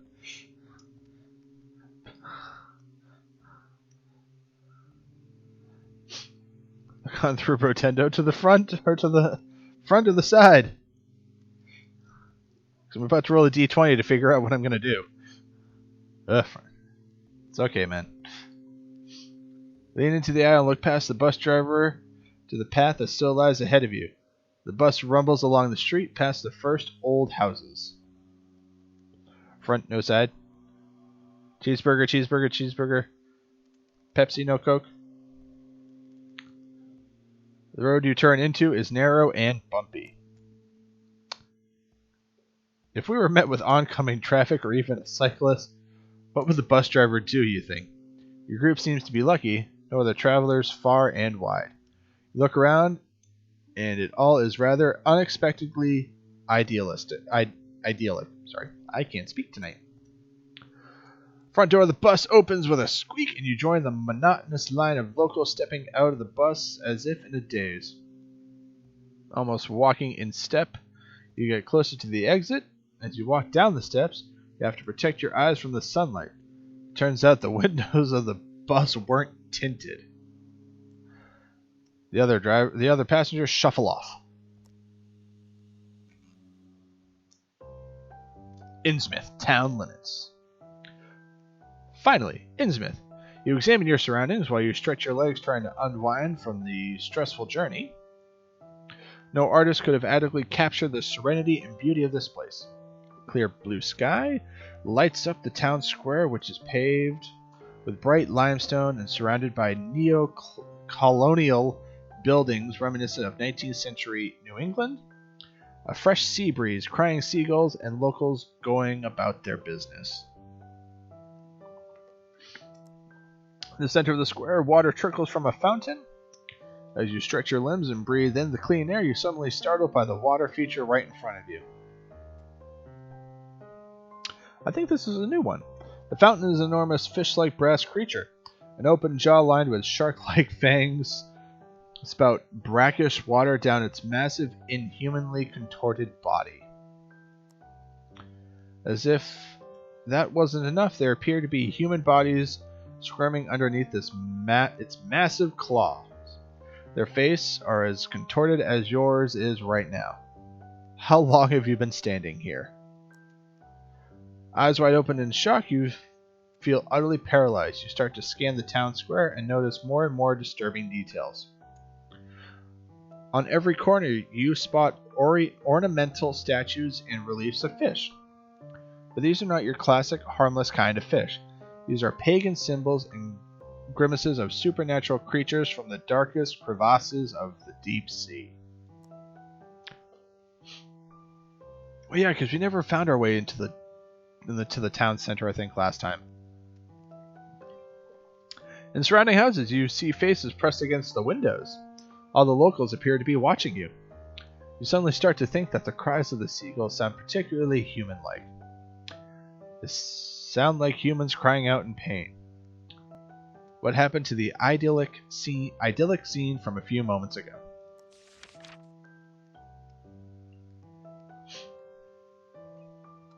Welcome to Innsmouth. Turn around or ignore. What do you think, Link? Turn around every now and again. I get a little ignory and I cannot make a choice without you.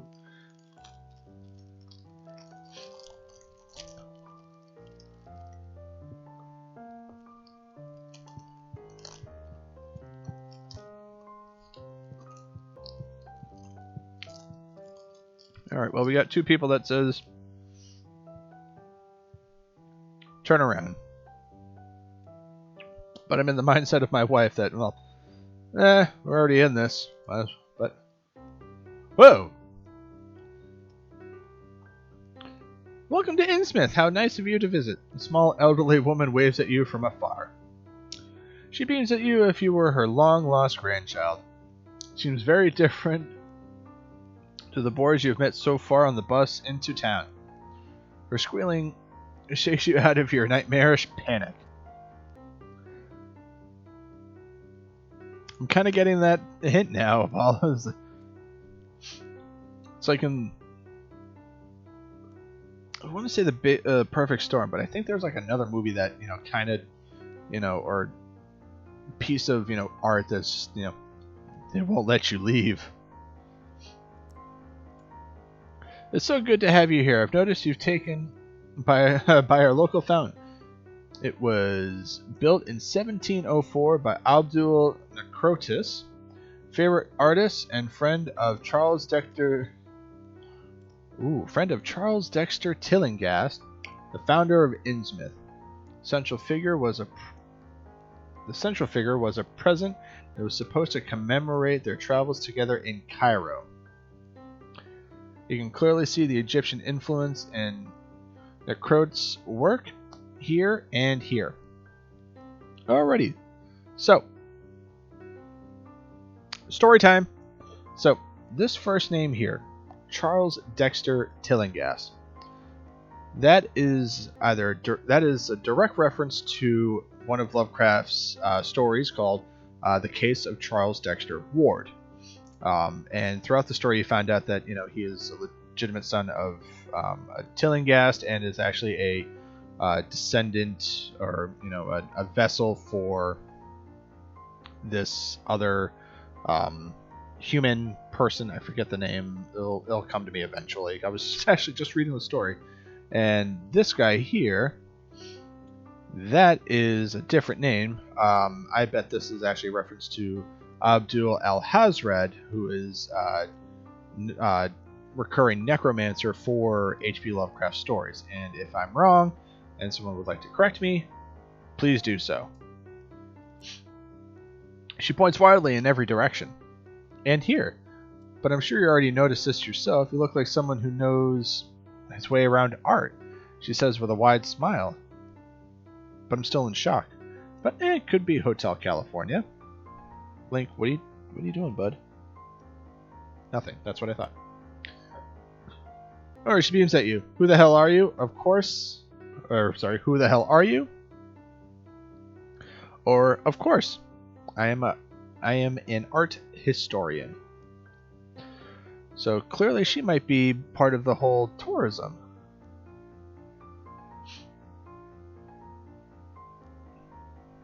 Thank you, Apollo.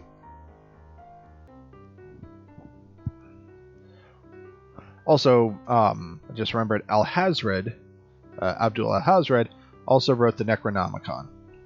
Alrighty, so who are you? Oh, have I not introduced myself? I am ever so sorry. Oh, Jesus Christmas. In front of you now stands a small, plump person in a tasteless costume. Your rudeness doesn't seem to curb her enthusiasm in the slightest. My name is Muriel Pooping Place. Oh, God. I'm the director of the Parks Commission's chief tourism officer and head of the welcoming committee. Ta-da! Oh, my God. Hopefully it's a married name. Behind Muriel, there's a ramshackle wooden information stand, lovely decorated with balloons. A colorful painted sign reads, "Welcome to Innsmouth." Muriel tiptoes over to her information stand and picks up a whole load of flyers and leaflets from the rickety display case. She looks down at all of the papers in her arms and briefly shrieks with laughter. My goodness, why did you take the city map to begin with? Useful. You take the map and put it in your coat pocket.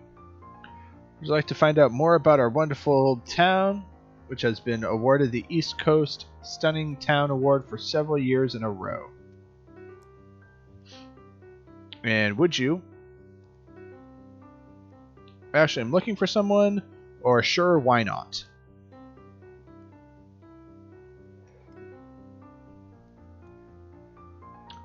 Alrighty. So, are we going to tell Mrs.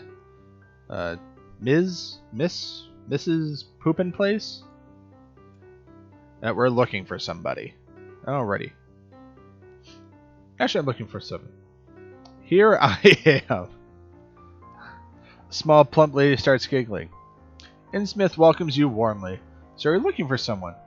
It's not that uncommon for two lonely hearts to find one another in this romantic place. No. I have my heart set on somebody else. Something else. Alrighty. Mention the missing girl? Or bring on the smolder?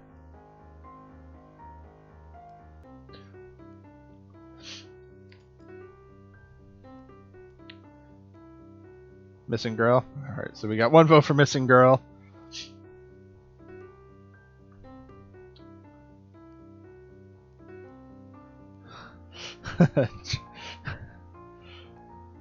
And we got one vote for to bring on the smolder.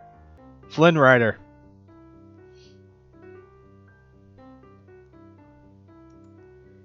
Charm her. Alrighty. Oh, hello, Muriel. I think I've already found someone. You whisper in the woman's ear and lean back to give her a little wink. Mariel blushes and starts fanning herself with the brochures in her hand. Oh, you're such a flirt. Keep going? Keep going down the rabbit hole, or tell her thank you. For you cannot get this out of your mind now.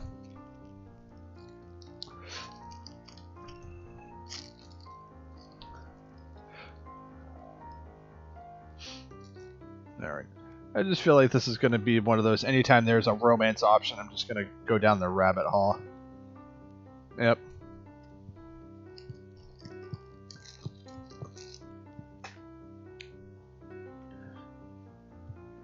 Go get her, Tiger. Don't you mean go get her, Fishman? I disrespect your bridge, Fishman! I disrespect your lighthouse, Fishman! You start shifting your weight around and try out some of the new postures you've been practicing in front of the mirror precisely for this occasion. Needing to flirt with an older woman. By now, Muriel, red in the face, can keep fanning herself while giggling like a schoolgirl from the 1950s. Alright, you cheeky fellow, I think I know exactly where you'd be able to enjoy yourself. Please don't say her place, please don't say her place, please don't say... Change your small white card. The Wet Grotto, a honky-tonk near the harbor of Innsmouth. This is impressive. Did this lady just manage to turn your attempt at flirting into a tourist recommendation? Well, let's find myself a fish lady at the Wet Grotto. Thank you ever so much, ma'am. Muriel seemed delighted. Nothing gives me more pleasure than ensuring visitors have a great time in our pretty little town. Will you be staying for a few nights? I only recommend staying as long as you can. There's so much to see. Trust me, by the end of your stay, you won't want to leave. Alrighty. So, how long are we staying? 1 week? Overnight? Or it's a short trip?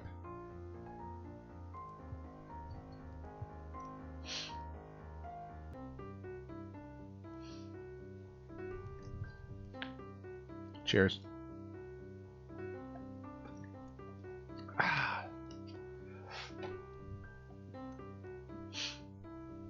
Alrighty. Short trip, don't give too much away because we know what happens when we're just overly friendly.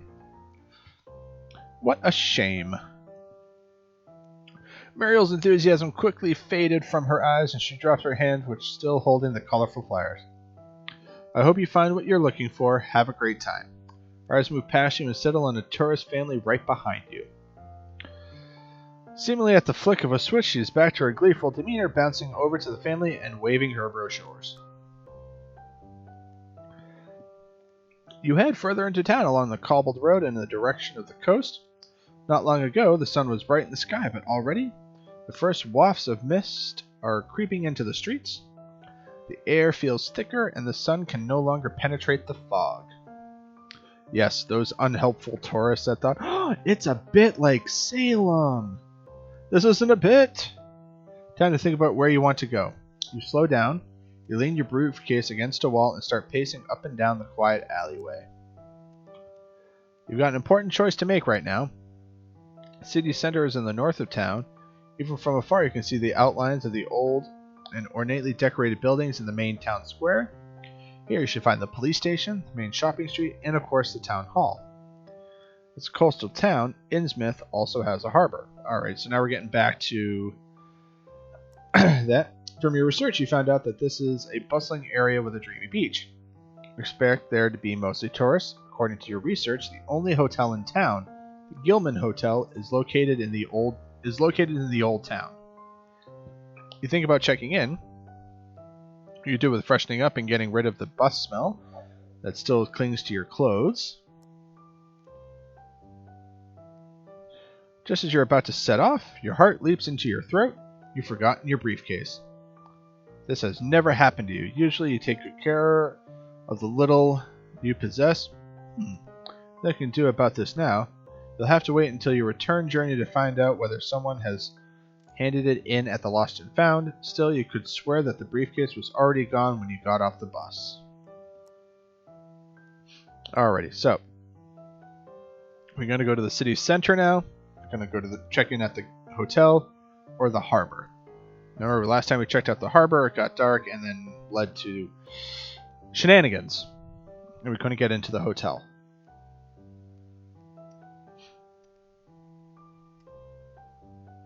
But if we go to the Gilman Hotel, we might have a key, so when we... There we go.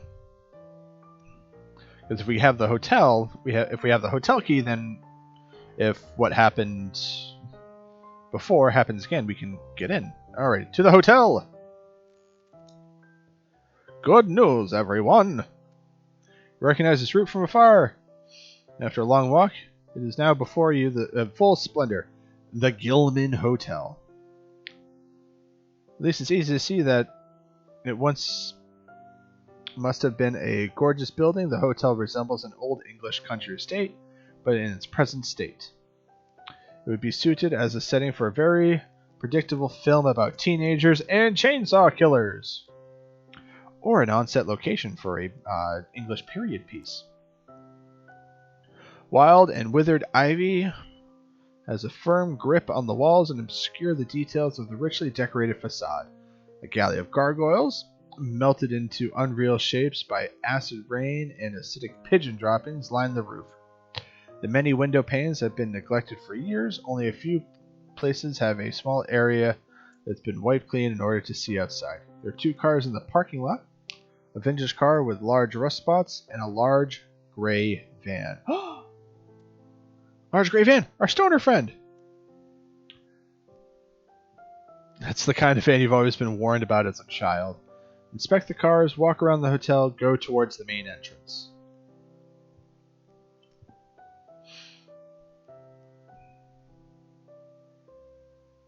Might be one of the last few choices we make. Now we're gonna see. Alright. So so we can inspect the cars and might run into our buddy. But sorry, Apollo. Majority rules. Main entrance. Hopefully maybe when we leave we can go inspect the cars. You really hope the inside of the hotel has been looked after a little better than the outside, but you quickly disabused of that notion. The massive wooden door is difficult to open. Shouldn't the staff be doing this anyway? With a large creaking sound from the hinges and an exhausted puffing and panting on your part, you manage to open the door and enter the lobby of the Gilman Hotel. Wonder if guests are even welcome in this place. Whoops. Oh, I can't go back. The room is sparsely lit. There is an impressive chandelier hanging from the ceiling, which is working. Perhaps not quite give the grand hall back in its original splendor, but at least conveys more warmth. First step tells you that there are rotten floorboards hiding under the thick carpet. The green wall paneling and wallpaper also appear rotten and musty. Sort of wet. No way I'm going to check in this moldy dump, or just truck on and go to reception.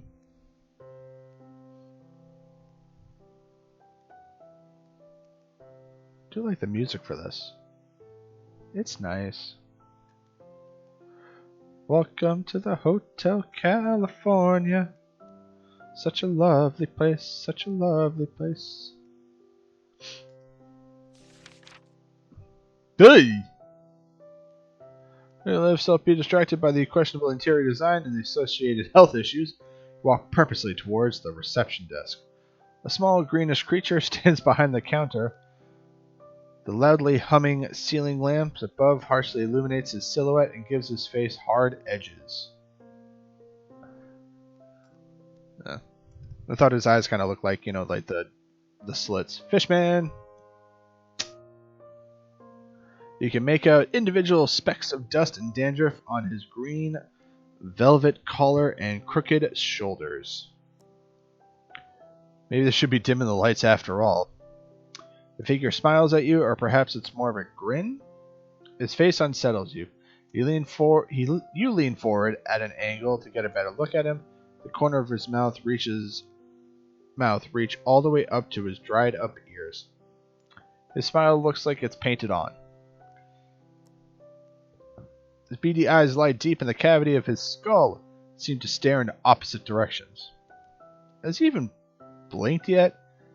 And on top of all, he smells funny. How may I help? You're startled and take a step back. Welcome to the Gilman Hotel. My name is Cornelius Gilman III. How may I be of service of you? To you. Not of you. The man's gaze remains unchanged, and his unnatural smile still seems to be etched into his face. You're still surprised that he can talk with that expression on his face. Just a moment ago, you could have sworn he was an inanimate puppet. Maybe I should add that tag to the stream. ASMR. Well, last week I did have the hot chocolate, latte mug and swirling the spoon around. Just like now, when he's not speaking. What's wrong with your face? You have beautiful eyes. I would like to book a room, please. Ding.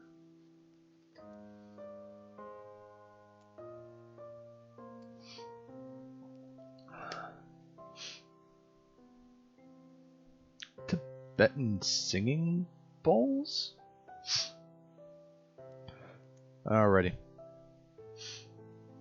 We're gonna flirt with beady-eyed man, it sounds like, according to my wife. You have beautiful eyes, you whisper and lean over the counter. Any plans tonight? Yes, concierge says. Okay. Someone's playing hard to get, but two can play that game. You move away from the counter with a heavy heart. I would like to book a room, you begin, and manage not to blurt out, in a different hotel. Perfect! The Gilman Hotel is delighted to be able to welcome you as its guest. May I ask whether you're in Innsmouth for business or pleasure? How long you be staying with us? Would you prefer a view towards the beach or the skyline of our exciting town? Would you like to be woken up? Do you sleep deeply? Are you traveling alone? Do you have family? Who knows that you're here? Can I interest you in our spa, fitness, and wellness activities? Would you like to subscribe to our newsletter? Raise your hand if anybody else thinks that these questions seem sus. At least the first two don't seem suspicious. Hi, Link. You want up? You want up? There you go. Good boys.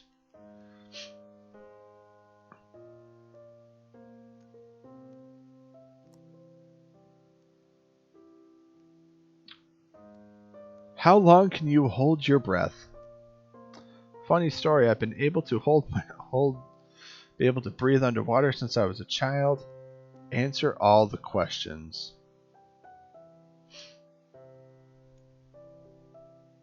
Alrighty. Funny story, or just answer the questions. Alrighty. Answer all the questions. You tick the box next to answer all the questions. Alrighty. So, are we here for business or for pleasure? Wink, wink. Or none of the options are right. None of your business. Although for business, might be helpful. Finding the missing girl, but if we do pleasure, we can slide under the radar and not go noticed like we did the last time, just some dude that snuck into town. Alright. How long will you be staying with us? For about a week? Not sure I'll be able to make it through more than one night. Or since we're here for pleasure, as long as it takes. Oh, Link. What do you say, my chirpy little dude?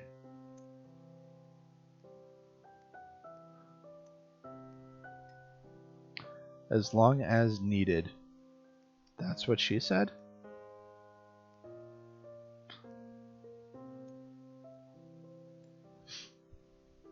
Alrighty. Alrighty, and oh, you gonna sit down? But nope, you're gonna jump. Alrighty. Favorite view? View of the beach? You write in view of your room, wink wink, or a view of the city.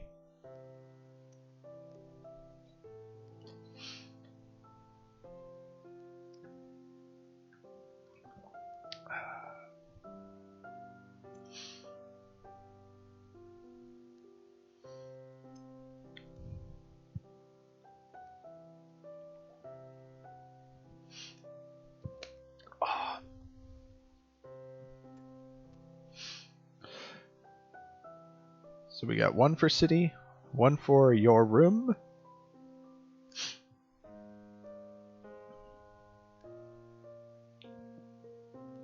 Although if we get a view of the beach, it might be, we might see like people come out of it and might give us an opportunity to nope out of the situation.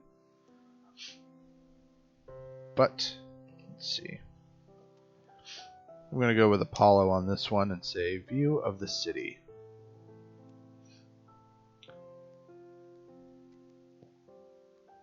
Would you like to be woken up? Yes, at 6 a.m. sharp. I never sleep. No, damn it.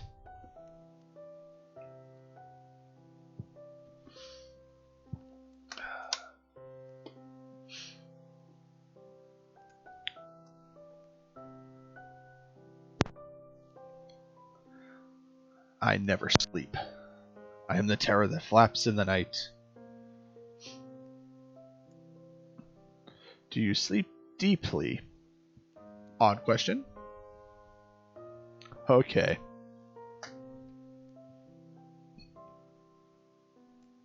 As deeply as my feelings for you? Once again, I never sleep.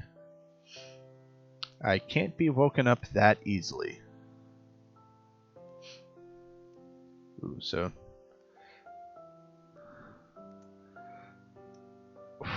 I'm so we got two for never, but you know what? I'm gonna side with my keeper of arcane. I'm gonna do the keeper of the arcane lore of Vampire the Masquerade. As deeply as my feelings for you. Are you traveling by yourself? I'm always by myself. Maybe tonight I won't be by myself.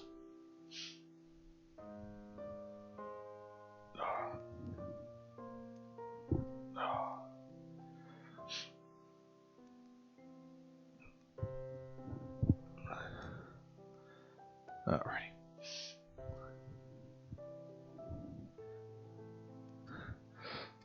Sticking with the theme? Alrighty. Seems to be the case. Anytime there's a romance option, I guess we're going to take the romance option.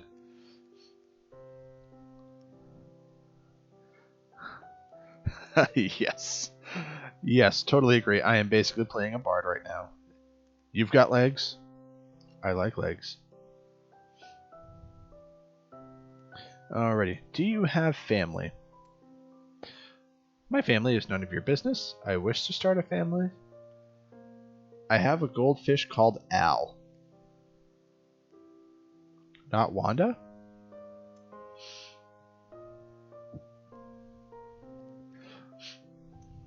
Alright, do we tell him we got a fish called Wanda? Wish to start a family, ... with him?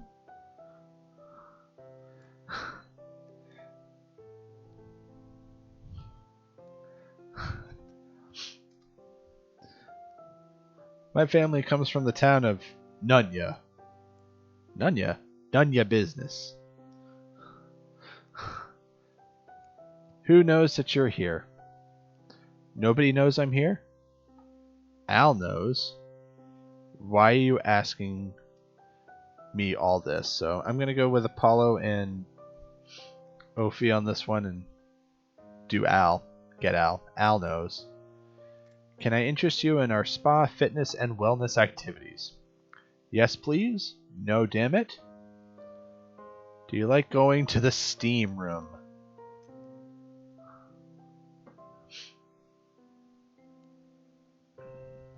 Yeah, that is a red. Yeah, that's a red flag.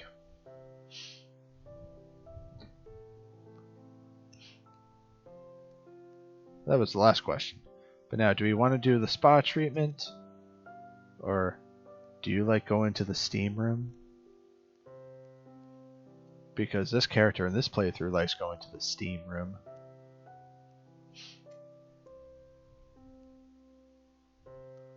Steam. Ah, Steam. I love Steam. Steam is the best. Would you like to subscribe to our newsletter? I don't want to subscribe to your sodding newsletter. No, no, no. I will kill anyone who tries to get me to subscribe to your cursed newsletter. Well, that's not very nice.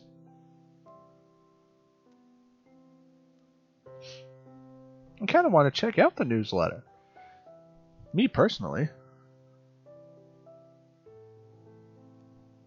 But what are we gonna? How are we gonna put this guy down nicely that we don't want the newsletter? Period. Do we want to be gentle? Do we just want to be straightforward or overly? That's what I'm looking for. Overly direct. That's what it is. Overly direct.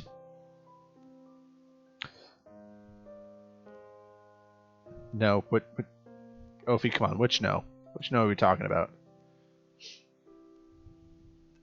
Because they're all saying no.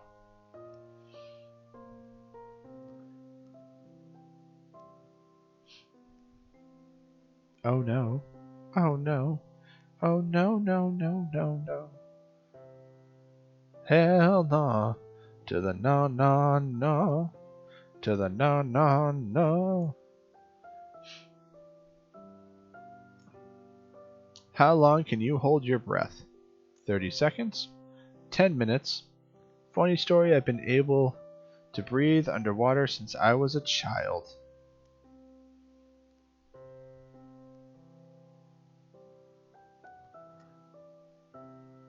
Part of me wants to do the third one to see what happens.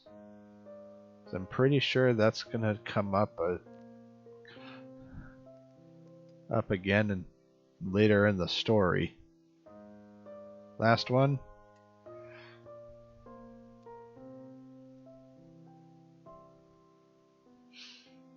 Are we done now?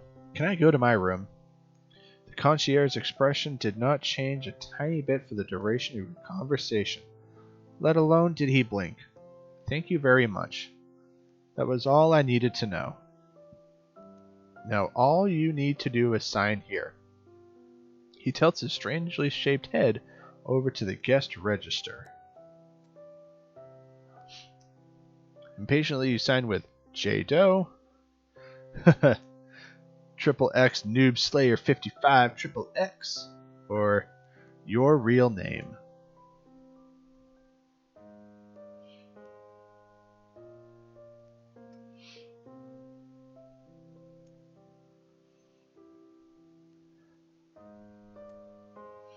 Noob Slayer 55, alrighty. 555. Hopefully, we're not going to be playing Fortnite and Thor's going to come on and have to threaten to kill me. Or what was the name of that guy? Was it like Noob Master 69 or something? Alrighty, so we got Noob Slayer or J Doe.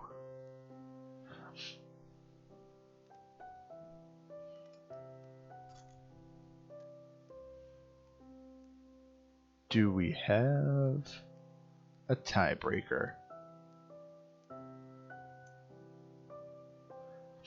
I know, I do agree. Oh no, I'm gonna have to go watch Avengers Endgame again. Oh no, whatever shall I do? Sadly, we're all booked up this season. There's only one spare room. Here is your key to room 666. Enjoy your stay. You look at the key which has magically appeared on the counter, then your eyes slowly wander past the man to the wall where countless other keys are hanging. What now? Continue your search for Tabitha? Go to your room?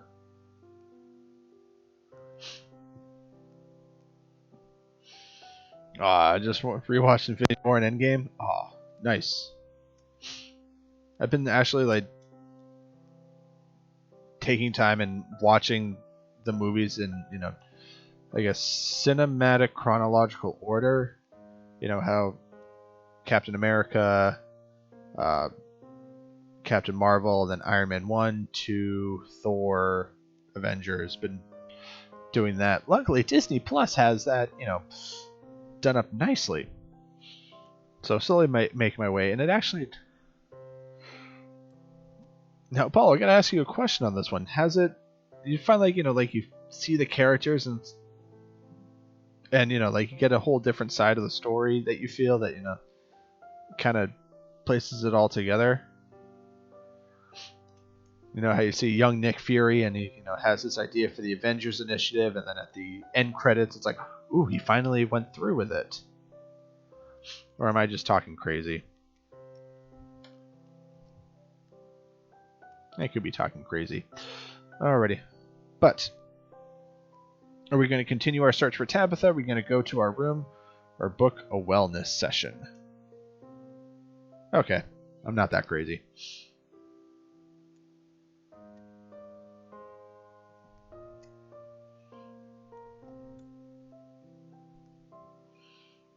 Alrighty.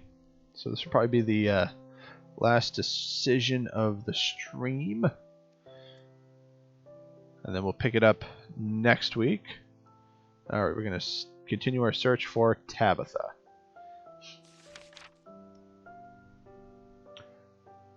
Thanks so much. At least you've got a bed for the night. You think it's best not to waste any more time and decide to immediately keep looking for the girl. With quick steps, you hurry out of the building, but you can still feel the eyes of the concierge on you. Time to go and look for Tabitha. Alrighty, so let's see. I'm going to actually... Nope. So, we are actually going to end the stream here tonight, and we'll pick it up next Sunday. Probably like 5:30. Yeah, we're not going to go to... Yeah, that's right off the bat. Somebody better put a big post-it note. Not the harbor. For next week. So probably like 5:30, 6 o'clock again. Maybe I'll get my... And once again, try my ASMR voice going. But we'll continue on with the story and see if we'll make better progress than we did with last time. And not burn at the stake. And yeah, so follow, thank you guys for following me. Tell everybody, hey, you want to watch a guy read a visual novel and choose where he progresses through the story, send him my way. And let people know that if they don't have Twitch, I also have a YouTube channel, and these videos, these live streams, will be posted every Thursday the week of the stream. So there we go. And check out tomorrow also on the YouTube stream. I have another episode of The Witcher. You should check it out. And also like and subscribe there, and it should be a lot of fun. So take care, everybody. And as Bill S. Preston Esquire once said, be excellent to each other. See you later, everybody.